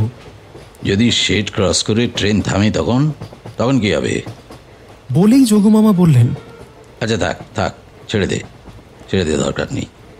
আচ্ছা টুকলু, তুই জানিস এশিয়ার দীর্ঘতম প্ল্যাটফর্ম কোথায়? আমি হেসে ঘাড় নাড়লাম। জানি, খড়গপুর। ওফ, তুই না মামা আমার চোখের দিকে তাকিয়ে হেসে ফেললেন। আন্দাজে ঢিল ছুড়তে 1 নম্বর ওস্তাদ হয়ে উঠেছিস। হব না, তোমার ট্রেনিংয়ে কম দিন হলো। নামছি খড়গপুর স্টেশনে, তুমি প্রথমে ছাতা বের করতে বললে, তারপরে বললে দরকার নেই, তারপরেই প্রশ্নটা করলে। 2 2 4 হয়, এইটুকু বুঝবো না? ইতিমধ্যে ফলকনামা এক্সপ্রেস স্টেশনে দাঁড়িয়ে গেছে। আমরা ব্যাগ নিয়ে নেমে পড়লাম। প্ল্যাটফর্মে দাঁড়াতেই চোখে পড়ল একটু দূরে জনা কয়েক খাঁকি পোশাকের কনস্টেবল দাঁড়িয়ে আছে। একজনের হাতে প্ল্যাকার্ড, তাতে লেখা জগবন্ধু মুখার্জি। চম্পক পাঠিয়েছে, বেশ চলো। আমাদের কাছে যেতেই পুলিশ 2 জন আমাদের স্যালুট করলো। স্যার আসুন। স্টেশনের বাইরে একটা সাদা অ্যাম্বাসেডর দাঁড়িয়েছিল। আমরা উঠে বসলাম। গাড়ি স্টার্ট দিল। দেখতে দেখতে খড়গপুর শহর পেরিয়ে গেল।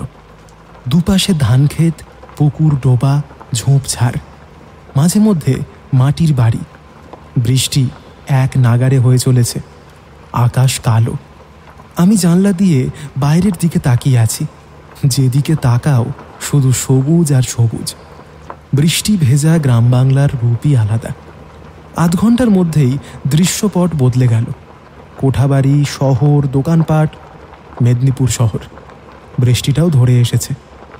বড় ময়দান পেরিয়ে গাড়ি এসে থামল ছবির মতো সাজানো একটা বাংলোর সামনে। কেয়ারি করা ফুলের বাগান, মাঝখান দিয়ে মোরাম বিছানো পথ, বাঁ দিকে আউট হাউস আর গ্যারেজ। একজন আর্দালি ছুটে এলো। আসুন স্যার। সাহেব কোথায়? স্যার সাহেবগো সকালে বেরিয়েছেন, বলে গেছেন ফিরতে দেরি হবে। আপনারা নাস্তা করবেন তো?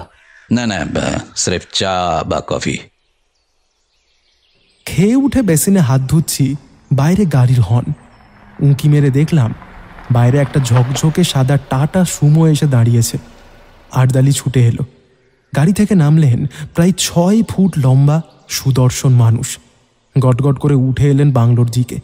Jogu, I am extremely sorry রে, আচমকা বেরিয়ে যেতে হলো। কিছুতেই টাইমটা না অ্যাডজাস্ট করতে পারলাম না। যোগু মামা তোয়ালেতে মুখ মুছে বললেন, তোর ফর্মালিটি করার অভ্যাসটা আর গেল না রে। আরে তোর লোকজন তোর চেয়ে বেশি আমাদের আপ্যায়ন করেছে। তাই বাংলোয় কি তুই একাই থাকিস? হ্যাঁ, ফ্যামিলি কোথায়? আনিনি, সবে মাস 2 হলো বদলি হয়ে এসেছি। ওরা এখন কলকাতাতেই। এখন তো সেশনের মাঝামাঝি, স্কুলে ভর্তি করাটাও ঝঞ্ঝাট। তাছাড়া মেয়ে সামনের বার মাধ্যমিক দেবে। মাঝে মধ্যে ওরা ছুটি ছাটায় আসে বা আমিই চলে যাই। তাও যে সব সময় হয়ে ওঠে তা নয়। এত বড় জেলা যে কোথাও না কোথাও ল অ্যান্ড অর্ডারের প্রবলেম থাকেই। এইভাবেই চলছে। এই তো। চম্পক, তুই একটা কাজ কর, তুই বরং ধরাচুল ছেড়ে চান খাওয়া সেরে নে, বুঝলি? তারপর বেশ জমিয়ে আড্ডা দেওয়া যাবে। যা। সেই ভালো, তোরা একটু রেস্ট কর, আমি তোর ঘরে আসছি।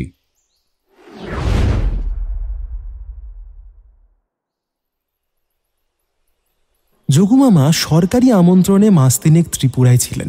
ওএনজিসির কাজ, প্রাকৃতিক গ্যাসের গবেষণা। সপ্তাহ দুয়েক হলো কলকাতায় ফিরেছেন। কলকাতা মানেই আমাদের বাড়ি, নির্ভেজাল অবসর। হজরত মোহাম্মদের জন্মদিন, প্রাক্তন প্রধানমন্ত্রীর মৃত্যু, শনি রবি মিলিয়ে পরপর 4 দিন ছুটি। এর মধ্যেই বন্ধুর ফোন। চম্পক ভট্টাচার্য, মেদিনীপুর পুলিশের বড় কর্তা, সুপারিনটেন্ডেন্ট অফ পুলিশ চম্পক বাবু মামার ক্লাস 5-এর বন্ধু। মাঝে যোগাযোগ ছিল না।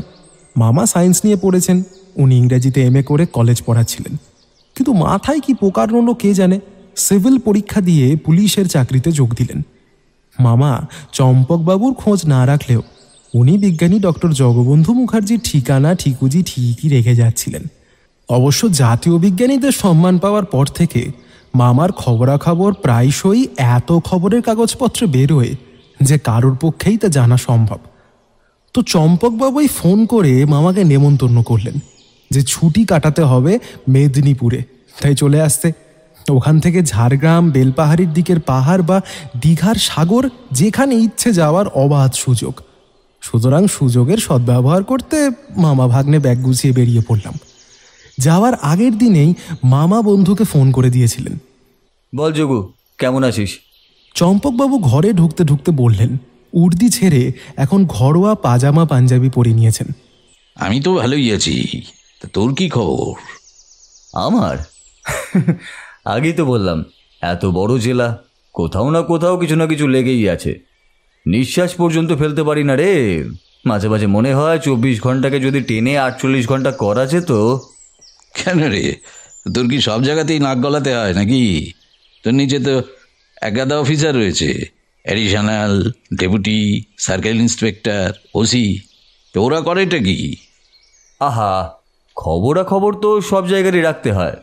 তাছাড়া যেসব কেস ক্রিটিক্যাল, নানা রকম প্রেশার আসে খোদ রাইটার্স থেকে, সেই সব জায়গায় নিজেকে ছুটতেই হয়। যেমন আচ্ছা চম্পক, তোকে একটা কথা জিজ্ঞাসা করি। অধ্যাপনার চাকরিতে তো মাইনে করি ভালোই, ছুটি ছাড়াও অরেল, তাই সেই সমস্ত ছেড়ে দিয়ে ঝঞ্ঝাটের চাকরিটা নিলি কেন? চম্পকবাবু হেসে উঠলেন। হ্যাঁ, এবার মোক্ষম প্রশ্ন করেছিস। রক্ত, বুঝলি, রক্তের দোষ। আমার ঠাকুরদা ছিলেন পুলিশ, বাবাও পুলিশ, তাই ছেলেবেলা থেকেই বাড়িময় পুলিশ পুলিশ গন্ধ। পুলিশ মানেই প্রচুর ক্ষমতা, ঊর্ধ্বের সম্মান। তাই অধ্যাপনা করতে গিয়ে লাইফটা ভেজিটেটিভ লাগছিল।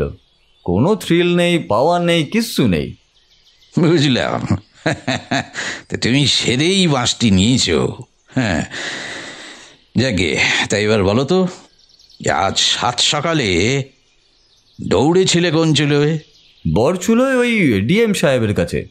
গতকাল হোম সেক্রেটারি আইজি সাহেব ফোন করেছিলেন। মহিষা দলের পাশের গ্রাম বামুনিয়ায় দিন 3 আগে একটা মেজর ইনসিডেন্ট ঘটেছে। বামুনিয়া জমিদার বাড়ির বড় ছেলে নিখোঁজ, ওই ব্যাপারেই আলোচনা আর কি। কেন, এসব ঘটনা তো আকছার ঘটছে। থানার ওসি, বড়জোর সার্কেল ইন্সপেক্টর তো রয়েছে, তো এসব কেস তো তারাই ডিল করবে। অবভিয়াসলি করছে, তদন্ত শুরুও হয়ে গেছে। সমস্যা কোথায় জানিস? আজকাল এসব বিচ্ছিন্ন ঘটনাকেও নানা রকম রং চড়ানো হচ্ছে, রাজনৈতিক রং। যেমন এই ঘটনায় এলাকার কিছু রাজনৈতিক নেতা ফায়দা লোটার চেষ্টাও করছে। বলছে মুসলমানরা হিন্দু বিদ্বেষে বড় ছেলেকে গুম করে খুন করেছে, অর্থাৎ সাম্প্রদায়িক অশান্তি বাঁধাবার মতলব আর কি। হ্যাঁ, ও বাবা, এর মধ্যে হিন্দু মুসলমান আবার এলো কোত্থেকে? কি আশ্চর্য! ওই তো মজা। দাঁড়া, তোকে পুরো পিকচারটা দিই। বামুনিয়া হচ্ছে বর্ধিষ্ণু গ্রাম। হিন্দু মুসলমান 2 সম্প্রদায়েরই লোক দীর্ঘদিন ধরে বসবাস করছে। বেশিরভাগই কৃষিজীবী। মাইতিরা ওখানকার জমিদার ছিল, পরবর্তীকালে হয় জোতদার। প্রচুর জমি জায়গা সম্পত্তি, কিন্তু বর্গাদের বন্দোবস্ত হওয়ার পরে অধিকাংশ জমি জিরেতে বর্গাই চলে গেছে। তাছাড়া গ্রামের মানুষ এখন অনেক শেয়ানা, নিজেদের পাওনা গণ্ড পুরো বুঝেই নেয়। এই নিয়ে বহুদিন ধরেই গ্রামের জোতদারদের সঙ্গে চাষিদের একটা মন কষাকষি চলছিল। মাইতিদের জমির বর্গাদারদের পান্ডা ছেলেটি মুসলমান, হবিবুর রহমান, একরোখা তেজি ধরনের ছেলে। সপ্তাহখানেক আগে তার সঙ্গে জমিদার বাড়ির বড় ছেলে অমিতের খুব ঝগড়া হয়। ধানের হিসেব নিয়ে। ছোট ছেলে সুমিতের বক্তব্য, ঘটনার দিন সন্ধেবেলা হাবিব আবার এসেছিল, দাদার সঙ্গে কথা হয়, তারপর দুজনে কথা বলতে বলতে বাড়ি থেকে বেরিয়ে যায়, দাদা আর ফেরেনি। তো হাবিবুরকে অ্যারেস্ট করা হয়েছে? হ্যাঁ, লকআপেই আছে। তুই কি বামুনিয়া যাবি? নিশ্চয়ই যেতেই হবে। বামুনিয়াতে শুধু নয়, আশেপাশে তল্লাটেও এই ঘটনা নিয়ে ভীষণই টেনশন রয়েছে। হিন্দু মুসলমান পারস্পরিক সম্পর্ক এই মুহূর্তে খুবই খারাপ। দুপক্ষই আজে বাজে স্টেটমেন্টও দিচ্ছে। যে কোনো সময়ই দাঙ্গা হাঙ্গামা বেঁধে যেতেই পারে। তো কখন যাবি ভেবেছিস? আজ গিয়ে আর লাভ নেই, যেতে যেতে সন্ধে হয়ে যাবে। কাল ভোরেই রওনা হব। ওসি, সিআই সবাইকেই বলে রেখেছি। যোগু, আমার খুব খারাপ লাগছে, তোদের নেমন্তন্ন করে এনে। বাজে বকিস না। আচ্ছা শোন, আমি যদি তোর সঙ্গে যাই তোর আপত্তি আছে? এই আমি আর টুকলু। আপত্তি? কি যে বলিস, তোরা গেলে অনেকখানি নিশ্চিন্তই হব। তোর কথা তো আমি কিছু শুনেছি নাকি, সেই হাত, মৌমাছি, কি থ্রিলিং সব এক্সপিরিয়েন্স।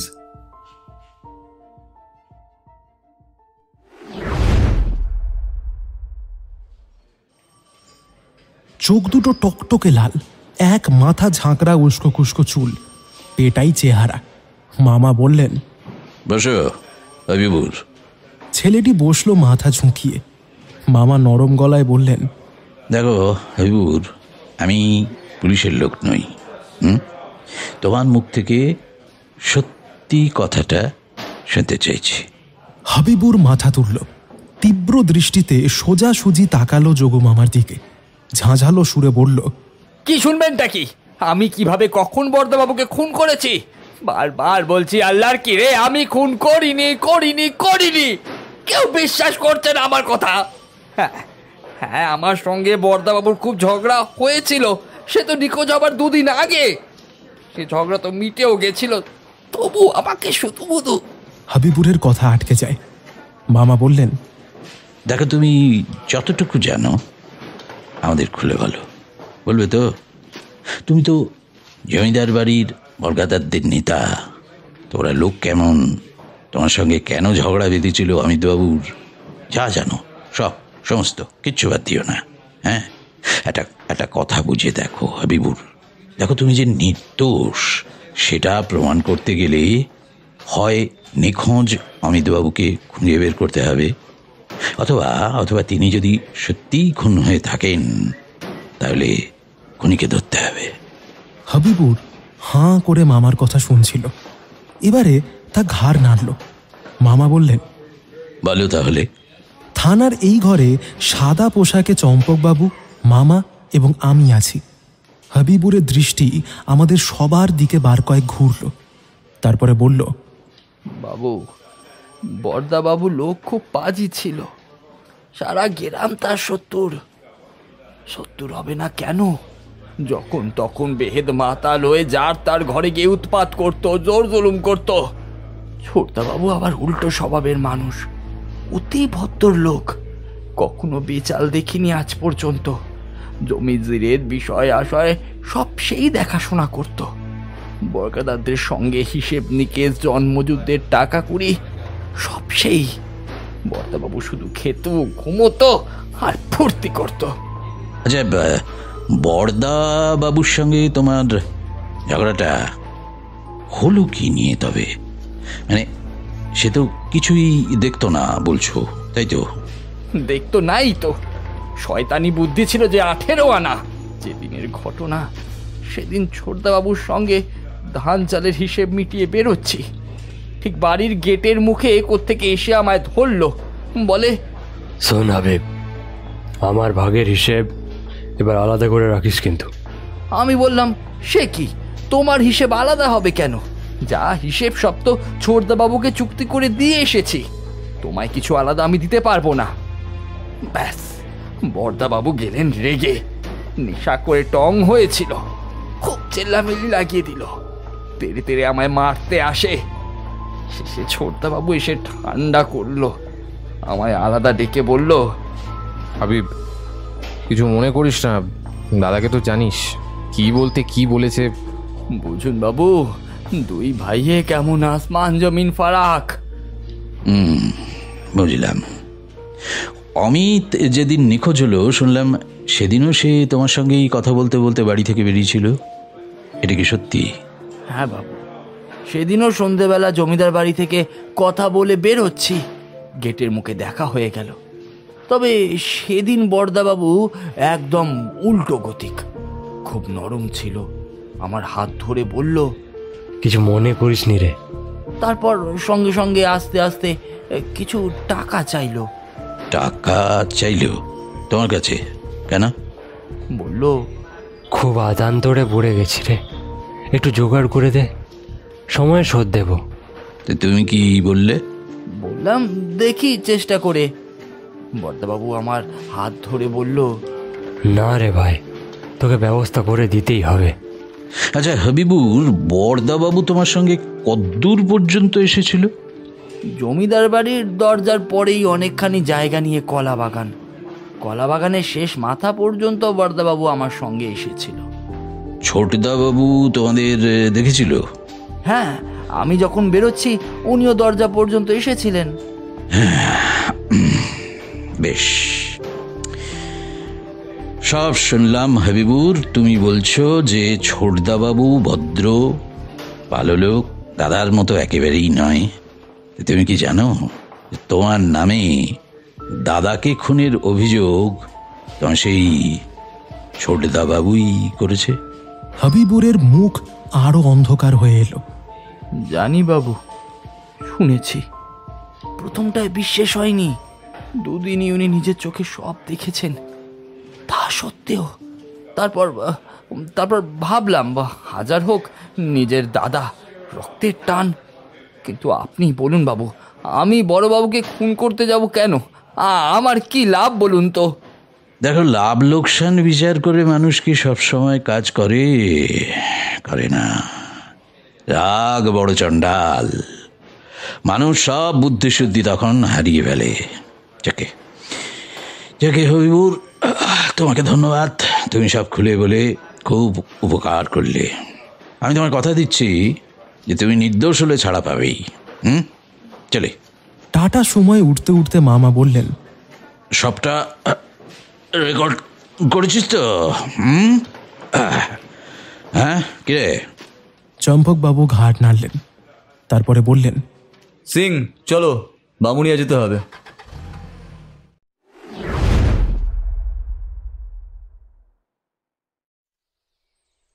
সাবেক আমলের দোতলা বাড়ি, বড় বড় ঘর, অনেকখানি উঁচু, দেওয়ালে সিলিংয়ে পঙ্খের কারুকার্য, শ্বেতপাথর মেহগনি কাঠের প্রাচীন সব আসবাবপত্র, বড় বড় ঝাড়লণ্ঠন ঝুলছে। দেখলেই বোঝা যায় বাড়িঘর আসবাব নিয়মিত রক্ষণাবেক্ষণ করা হয়। আমরা এখন বাড়ির কর্তা নিকুঞ্জ মাইতির শোয়ার ঘরে। নিকুঞ্জবাবু গদি মোড়া পালঙ্ক খাটে শোয়া, পিঠে তাকিয়া। খাটের একদিকে দাঁড়িয়ে ছোট ছেলে সুমিত বাবু, ফর্সা কামানো মুখ, তীক্ষ্ণ চোখ নাক, সুদর্শন চেহারার যুবক, বয়স ওই 30-এর কোঠায়। মাথায় গলায় চাদর জড়ানো, চোখ দুটো লালচে। পাশে আধবুড়ো সরকারবাবু, আগেই আলাপ হয়েছে, উনি রোজকার খরচ খরচা জমি জমা আদায়ের হিসাবপত্র রাখেন। নিকুঞ্জ মাইতির বয়স হিসেব মতো 60-এর আশেপাশে, বয়সের তুলনায় বেশিই দেখায়। মাথার সব চুল সাদা, চিমড়ে পাকানো চেহারা। শুনেছি বছর দুয়েক বাতের ব্যথায় পঙ্গু, একরকম চলত শক্তিহীন। তাছাড়া চোখে মুখেও অজস্র বলিরেখা। একটা পুত্রশোকের কারণেও হতে পারে। বাইরে মুষলধারে বৃষ্টি হচ্ছে।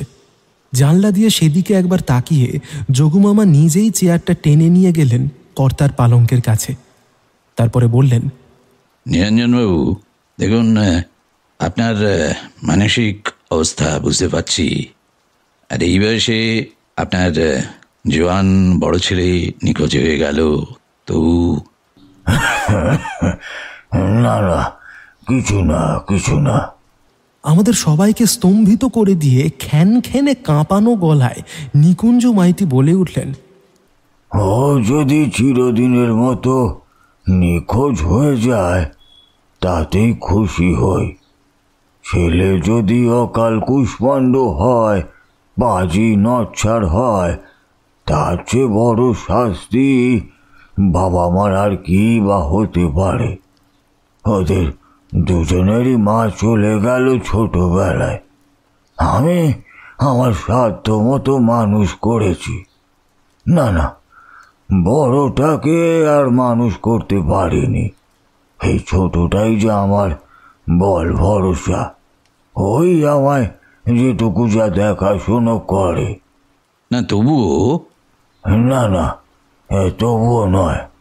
আপদ গেছে, বাঁচা গেছে। বলুন, কি বলবেন? যোগুমামা বেশ থতমত খেয়ে গেছেন।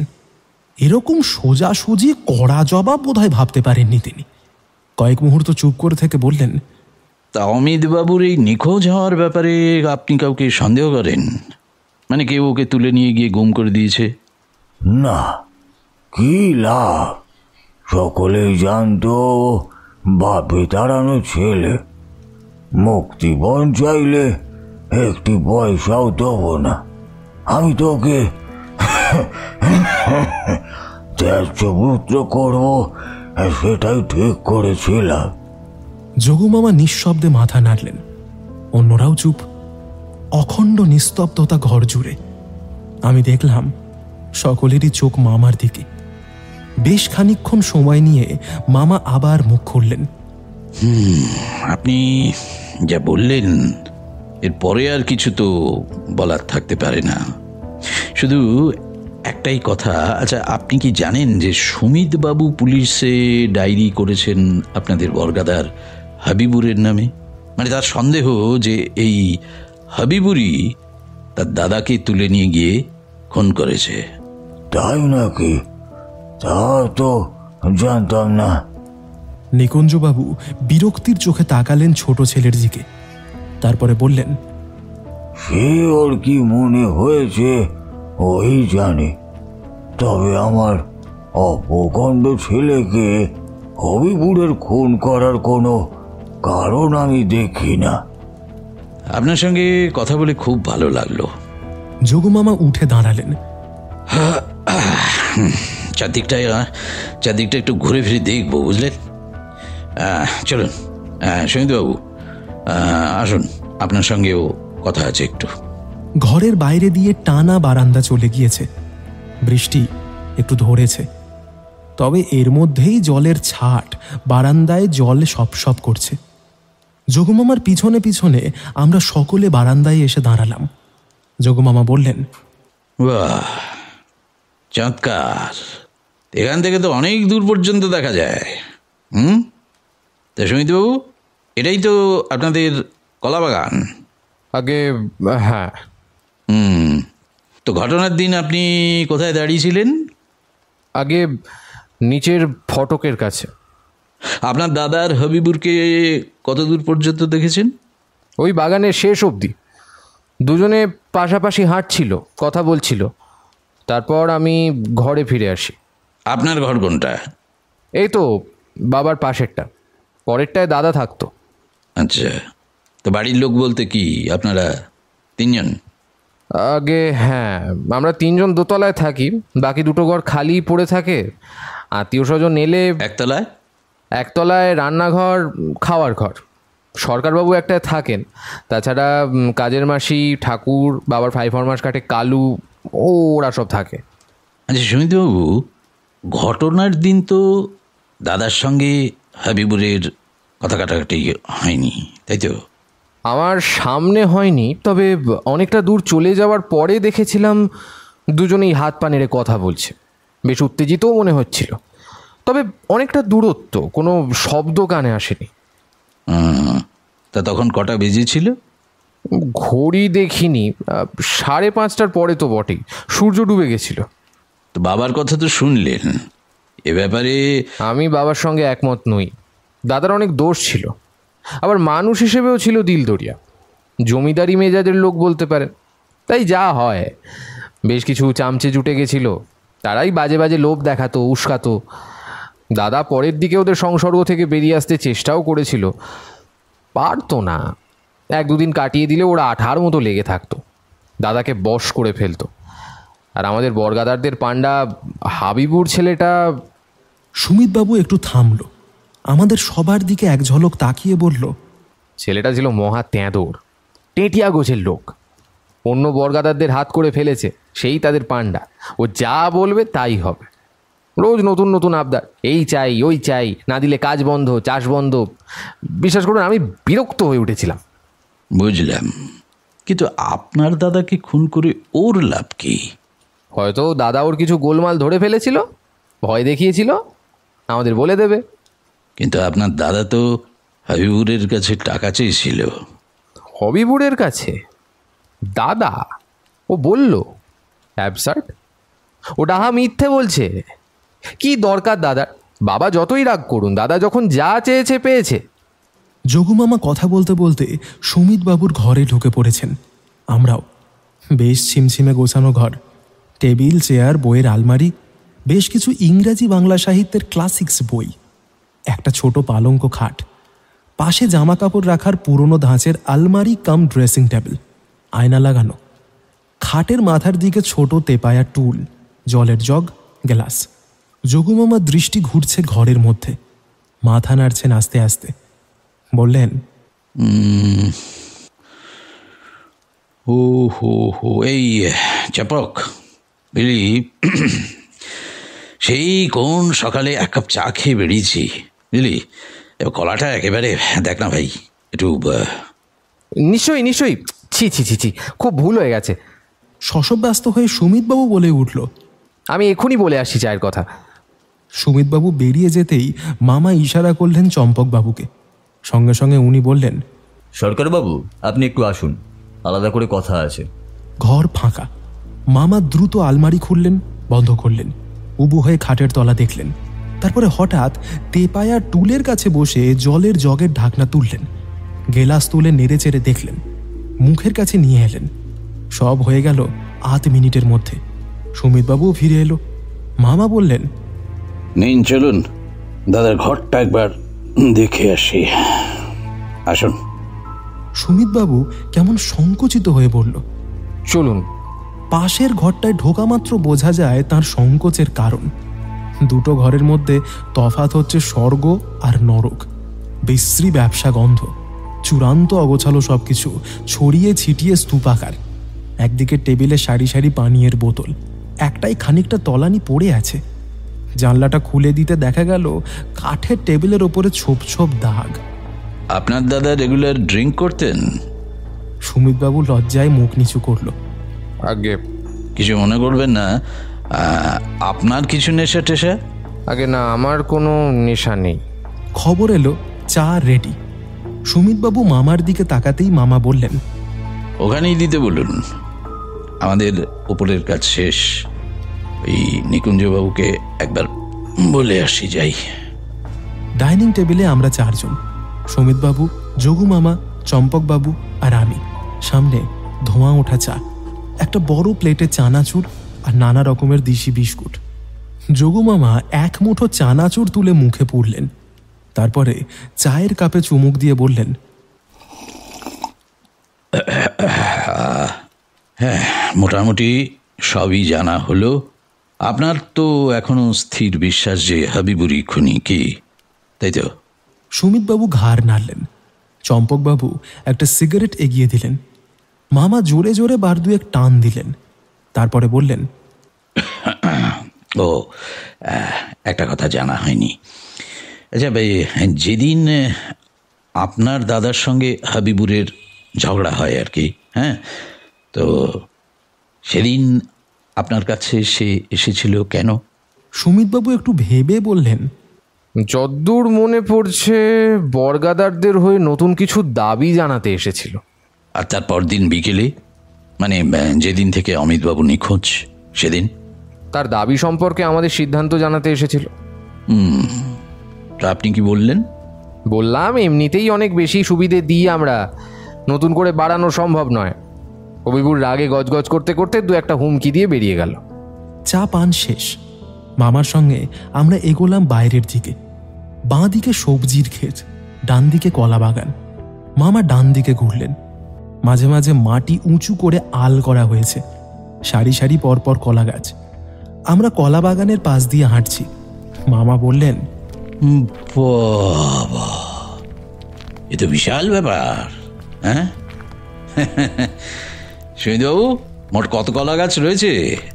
তা 5-6 তো হবেই।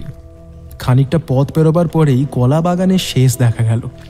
তারপরে বাঁশঝাড়ের জঙ্গল, চওড়া মেঠো পথ এই পর্যন্ত। বাঁশবনের মধ্যে দিয়ে অবশ্য সুঁড়ি পথ রয়েছে। যোগুমামা দাঁড়িয়ে পড়লেন, বললেন, সেদিন দাদাকে এই পর্যন্ত আসতে দেখেছিলেন? আগে হ্যাঁ, হবিবুড়ের সঙ্গে। ওই বারচারটা, হ্যাঁ ওই যে ওইটা কি আপনাদের? হ্যাঁ, এটাই আমাদের জমির বাউন্ডারি। Very good. তাহলে চলুন ফেরা যাক। আমরা সকলেই হাঁটছি। এখন বৃষ্টি নেই, তবে আকাশ কালো করে আছে, যে কোনো সময় আবার নামতে পারে। যোগুমামার ঠিক পাশেই আমি। যোগুমামার হাতে জ্বলন্ত সিগারেট, কপালে ভাঁজ, চোখ সরু। পরিষ্কার বুঝতে পারছি মামার দৃষ্টি প্রতিটি কলা গাছ মাপছে। উনি কিছু খুঁজে পেতে চাইছেন। মাঝে মাঝে হাঁটার গতি একটু মন্থর হয়ে যাচ্ছে। গাড়ির কাছে চলে এসেছি। ঠিক গাড়িতে ওঠার সময় যোগুমামা বললেন, সুমিতবাবু, ডাক্তার দেখিয়েছেন তো? সুমিতবাবু একটু ভ্যাবাচাকা খেয়ে বলল, আগে না, বলছি যে আপনার চোখ লাল, গলা বসে আছে, তো ভালোই তো ঠান্ডা লেগেছে মনে হচ্ছে, সেই জন্যই বলছি আর কি, যে ডাক্তার দেখিয়েছেন। সুমিতবাবু যেন একটু ধাতস্থ হলো। আগে দেখিয়েছি, ডাক্তারবাবু ওষুধ দিয়েছেন, বললেন সর্দি জ্বর মতো হয়েছে, 3-4 দিনে ঠিক হয়ে যাবে। টাটা সময়ে আমরা 3 জন। রাস্তা ফাঁকা, তাই দিয়ে গাড়ি ছুটছে ঝড়ের বেগে। হু হু করে বাদলা হাওয়া ঢুকছে। মামা চুপ করে বসে আছেন, মুখে জ্বলন্ত সিগারেট। আমি নিশ্চিত মামা এখন অন্য জগতে। এখন 1000টা প্রশ্ন করলেও তার জবাব মিলবে না। একসময় যোগুমামাই নৈশব্দ ভাঙলেন। চম্পক, সরকারবাবুকে বলে এসেছিস? হ্যাঁ, বিকেলের দিকে আসবেন। আর ফটো নিয়ে এসেছি, যে কটা পেয়েছি হাতের কাছে সব কটাই নিয়ে এসেছি। ওর মধ্যে থেকেই ভবানী ভবনে পাঠাবো CID-তে। নিরুদ্দেশ কলামে ছবি ছাপতে হবে। তার বোধহয় আর দরকার হয় না রে, কারণ নির্দিষ্ট এই পৃথিবীতেই নেই।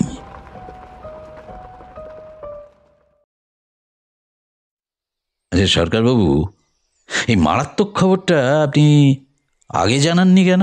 হ্যাঁ, আগে? নিরীহ চেহারার মানুষটি হাত কচলাতে কচলাতে বললেন, আমি ভেবেছি পুলিশ এতদিনে ব্যাপারটা জেনে গেছে, আর এ তো গোপন কিছু নয়। গায়ের যারা বুড়ো বা আধবুড়ো লোক তারা সকলেই জানে অমিত সুমিত যমজ ভাই। তাহলে সুমিত অমিতকে দাদা বলে কেন? হাজার হলেও কয়েক মিনিটের বড় তো, ছোটবেলা থেকে শেখানো হয়েছে দাদা বলতে। তা আপনি কত বছর আছেন ওদের সঙ্গে? আমি একটু ভাবলেন সরকারবাবু, তারপরে বললেন, 40-41 বছর তো বটেই। চম্পকবাবুর বাংলোর ড্রয়িং রুমে কথোপকথন চলছে। সামনের সেন্টার টেবিলে ফটোগুলো পড়ে রয়েছে, সঙ্গে যথারীতি চম্পকবাবু এবং আমি। যোগুমামা একটা সিগারেট ধরালেন, ঘন ঘন জোরে টান দিলেন। তারপরে নিষ্পলক দৃষ্টি সরকারবাবুর উপরে নিবদ্ধ করে বললেন, আপনাকে কয়েকটা প্রশ্ন করব, সত্যি জবাব দেবেন। সত্যি জবাব দেবেন, নইলে আপনি নিজেই বিপদে পড়বেন, ঠিক আছে? আগে দেখুন, অমিত সুমিতকে অবিকল এক দেখতে, তো এই দুজনকে আলাদা করে চেনা যেত কি করে? দেখুন, ছোটবেলা থেকেই অমিত উল্টে চুল আঁচড়াতো, অন্য রঙের পোশাক পরতো। 2 ভাইয়ের কথা বলার ধরনও ছিল আলাদা, একজন উদ্ধত আর অন্যজন বিনয়ী। বড় হওয়ার পর অমিত গোঁফ আর চাপদারি রাখত, সুমিতের দাড়ি গোঁফ কামানো। সবচেয়ে বড় কথা, দুজনের চাল চলনে এত তফাৎ তা দেখলেই বোঝা যেত। অমিত তো নিয়মিত ড্রিঙ্ক করতো, আর সুমিত? না, তা তো কখনো দেখিনি। শুধু আমি কেন, কেউই দেখেনি। আচ্ছা সরকারবাবু, আপনার সঙ্গে থেকে হিসেবপত্র সবই তো সুমিত দেখাশোনা করতো, হ্যাঁ তাই তো? কবে থেকে করতো? কর্তাবাবু বিছানা নেওয়ার পর থেকে, তা ধরুন প্রায় বছর 8। প্রথম যেদিন অমিতবাবুর সঙ্গে হাবিবুরের ঝগড়া হয়, সেদিন আপনি ছিলেন কাছাকাছি? 2 দিনই ছিলাম। প্রথম দিন হবিবুরের সঙ্গে হিসেব চুক্তি করতে সুমিত আর আমি বসেছিলাম। হিসেবপত্র মিটিয়ে হবিবুর বেরিয়ে গেছে, তারপরই শুনি অমিতের তর্জন গর্জন। অমিতের নিরুদ্দেশ হওয়ার দিন হবিবুর চাষের জন্মজুর, বীজ সার এসব নিয়ে কথা বলতে এসেছিল। কিছু টাকাও অগ্রিম চেয়েছিল, তা সেই সব। আরে দাঁড়ান, ওকে টাকা মঞ্জুর করা হয়েছিল? আগে হ্যাঁ, সেদিনও হবিবুর বেরোবার সময় অমিত তাকে ধরল, তবে গোলমাল হয়নি। আচ্ছা। যোগুমামা উঠে দাঁড়ালেন। আপনি একটু বসুন সরকারবাবু, চা খান। আমরা একটু পরেই আবার আপনাদের ওখানে যাচ্ছি। চম্পকবাবু অবাক গলায় বললেন, এখন যাবি? পৌঁছাতে তো রাত হয়ে যাবে। না, হলে হবে, এমনিতেই তো দেরি হয়ে গেছে। লাশ পাচার হয়ে যেতে পারে যে কোনো সময়, শুধু তার আগে আয়। বলতে বলতে কথা শেষ না করেই তিনি ঢুকে পড়লেন আমাদের ঘরে। দ্রুত খুলে ফেললেন ঢাউস ব্যাগটা। আমায় পর্যন্ত অবাক করে দিয়ে তার মধ্যে থেকে বেরুলো একটা ল্যাপটপ কম্পিউটার। আমার অবস্থা দেখে যোগমামা মুচকি হাসলেন। খুব অবাক হয়ে গেছিস, হ্যাঁ? তাই তো, মাস দুয়েক হলো আমার এক বন্ধু ফরেন থেকে এনে দিয়েছে এটা। তো আগে তো বিশেষ কিছু বুঝতাম না, মানে চালাতে জানতাম না কিছুই। তা নিজেই ঠুকে শিখে ফেলেছি। দারুণ কাজের জিনিস, সব সময় সঙ্গে রাখি। হ্যাঁ, এখন কি কাজে লাগবে? কি কাজে লাগবে? দেখি না, ধরে দেখ। বলেই ফটোগুলোর মধ্যে থেকে পারিবারিক ফটোখানা তুলে নিলেন। বছর 3 আগে তোলা। মধ্যে বাবা নিকুঞ্জ মাইতি, দুপাশে অমিত এবং সুমিত। এরপরে সেই ফটোটা রাখলেন একটা ছোট্ট বাক্সের নিচে। কম্পিউটারের বোতাম টিপলেন পুটপুট করে। একে বলে স্ক্যানার। ফটোটা স্ক্যান হয়ে এই কম্পিউটারে ঢুকছে। সত্যিই তাই, ফটোটা ফুটে উঠল রঙিন স্ক্রিনে। আবার মামা কিবোর্ডে বোতাম টিপলেন। ফটোটা বড় হয়ে স্ক্রিন জুড়ে দাঁড়ালো। মামা পরপর নির্দেশ দিয়ে যাচ্ছেন, আর ছবিটা আরো স্পষ্ট এবং উজ্জ্বল হয়ে উঠছে। এবার দেখ কি করি বলেই উনি বোতাম টিপলেন, আর অমনি বাঁ দিকের অমিত বাবুর গোঁফদারি উড়ে গেল, গিয়ে বসলো সুমিত বাবুর গালে। তারপরে সল্লাসে চেঁচিয়ে উঠলেন যোগুমামা, পেয়েছি ফ্রাই, মিলে গেছে। চ এক্ষুনি চ। সরকারবাবু এখন জন্মজুর পাওয়া যাবে? মানে ওই কোদাল দিয়ে মাটি খুঁড়তে হবে তো, হ্যাঁ? পাওয়া যাবে? আগে নিশ্চয়ই পাওয়া যাবে। ব্যাস, তাহলেই হলো। আমি আর থাকতে না পেরে রেগে ফুঁসে উঠলুম।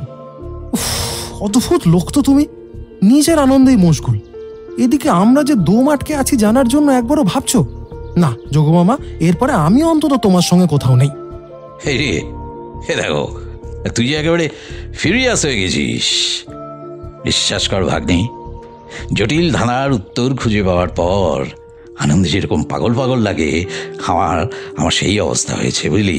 মানে খালি ভাবছি সবটাকে ভালোই মিটে যাক, শয়তানটাকে ধরি, তারপর কি কেন সব তোদের খুলে বলবো, পাক্কা। না, কোনো কথা শুনতে চাই না। এখন তোমায় সবই বলতে হবে, নয়তো সম্পর্ক শেষ। এই 3 ঘন্টা গাড়িতে কি আঙুল চুষবো নাকি? আচ্ছা বেশ, তাই হোক। আবার একটা সিগারেট ধরালেন, বললেন, টুকলু, তুই যা রেগে গেছিস, না বলে এখন আমার রেহাই নেই। আচ্ছা বেশ, ঠিক আছে, শান্ত হবে। দেখ, অপরাধীকে ধরা অসম্ভব ছিল। এক ঢিলে 2 পাখি মারার যে সাধারণ ছক সে বানিয়েছিল, তার বুদ্ধিকে তারিফ করতেই হবে। তবে ওই যে প্রবাদ আছে না, যে অপরাধী সূত্র রেখে যাবেই, তেমনি 3টে অকাট্য সূত্র বা ফাঁক ছিল গোটা ছকটার মধ্যে। আর যে মুহূর্তে আমি সেগুলো দেখতে পেলাম, ব্যাস, অপরাধী কে আমার জানা হয়ে গেল। সন্ধ্যা ঘনিয়ে এসেছে। গাড়ি ছুটছে হেডলাইট জেলে।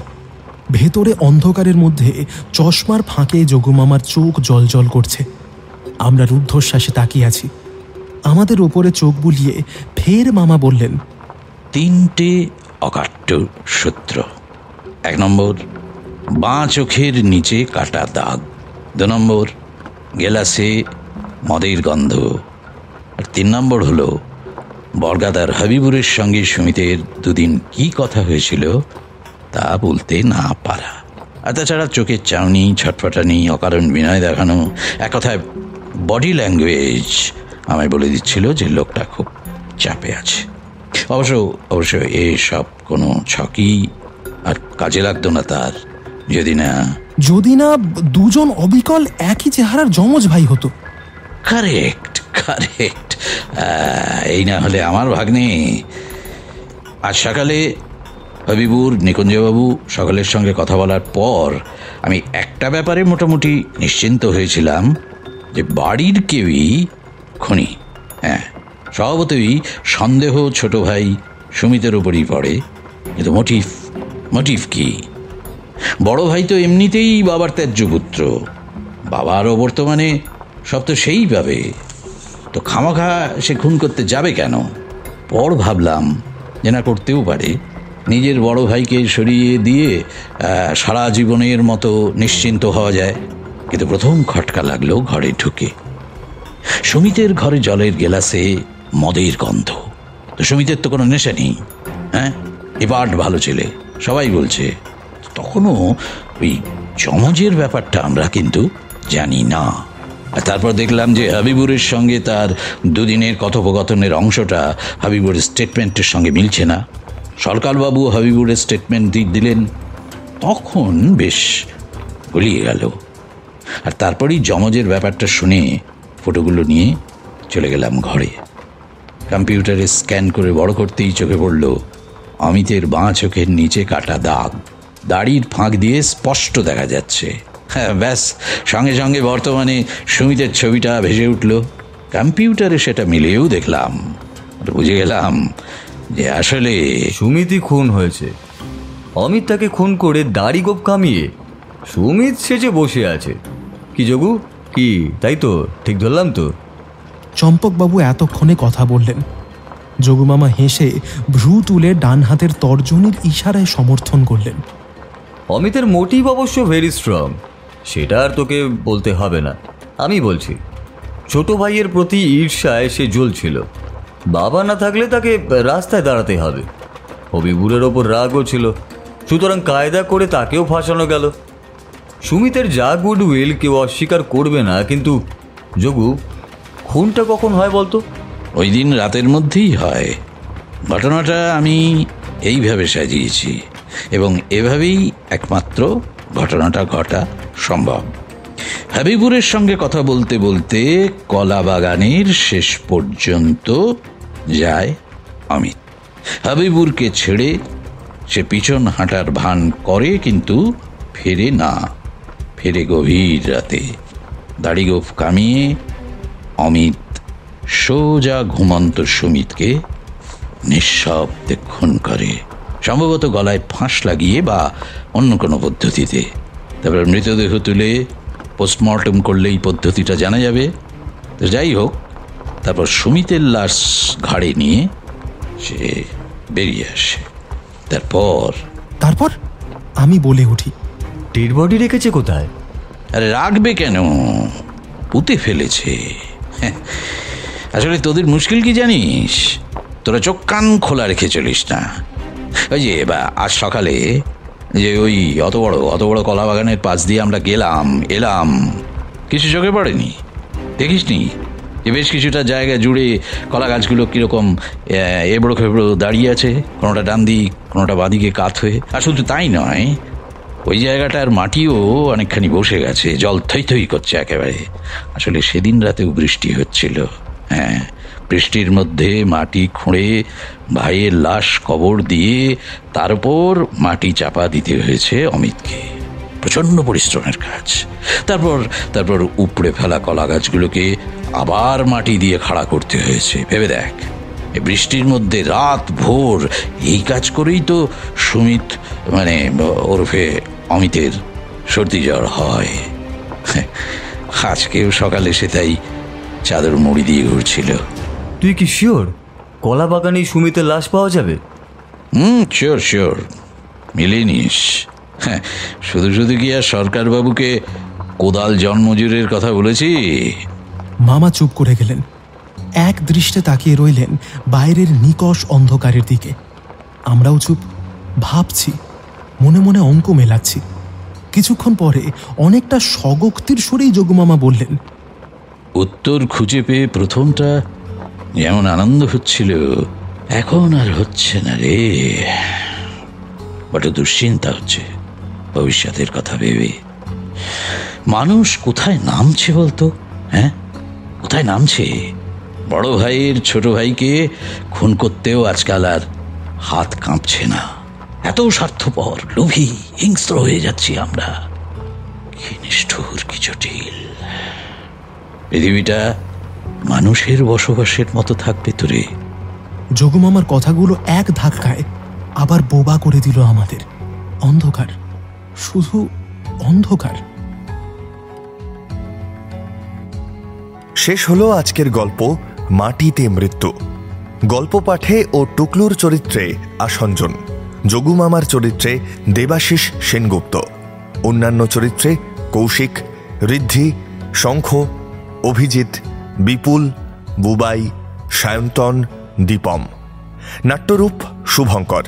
Poster artist divine comedy. বিশেষ ধন্যবাদ পত্রভারতী বুকস প্রাইভেট লিমিটেড। ফিরে আসবো আরও একটি অভিনব গল্প নিয়ে, তাই কান রাখুন শুধু গল্পের জন্য ইউটিউব চ্যানেলে। ধন্যবাদ, শুভরাত্রি।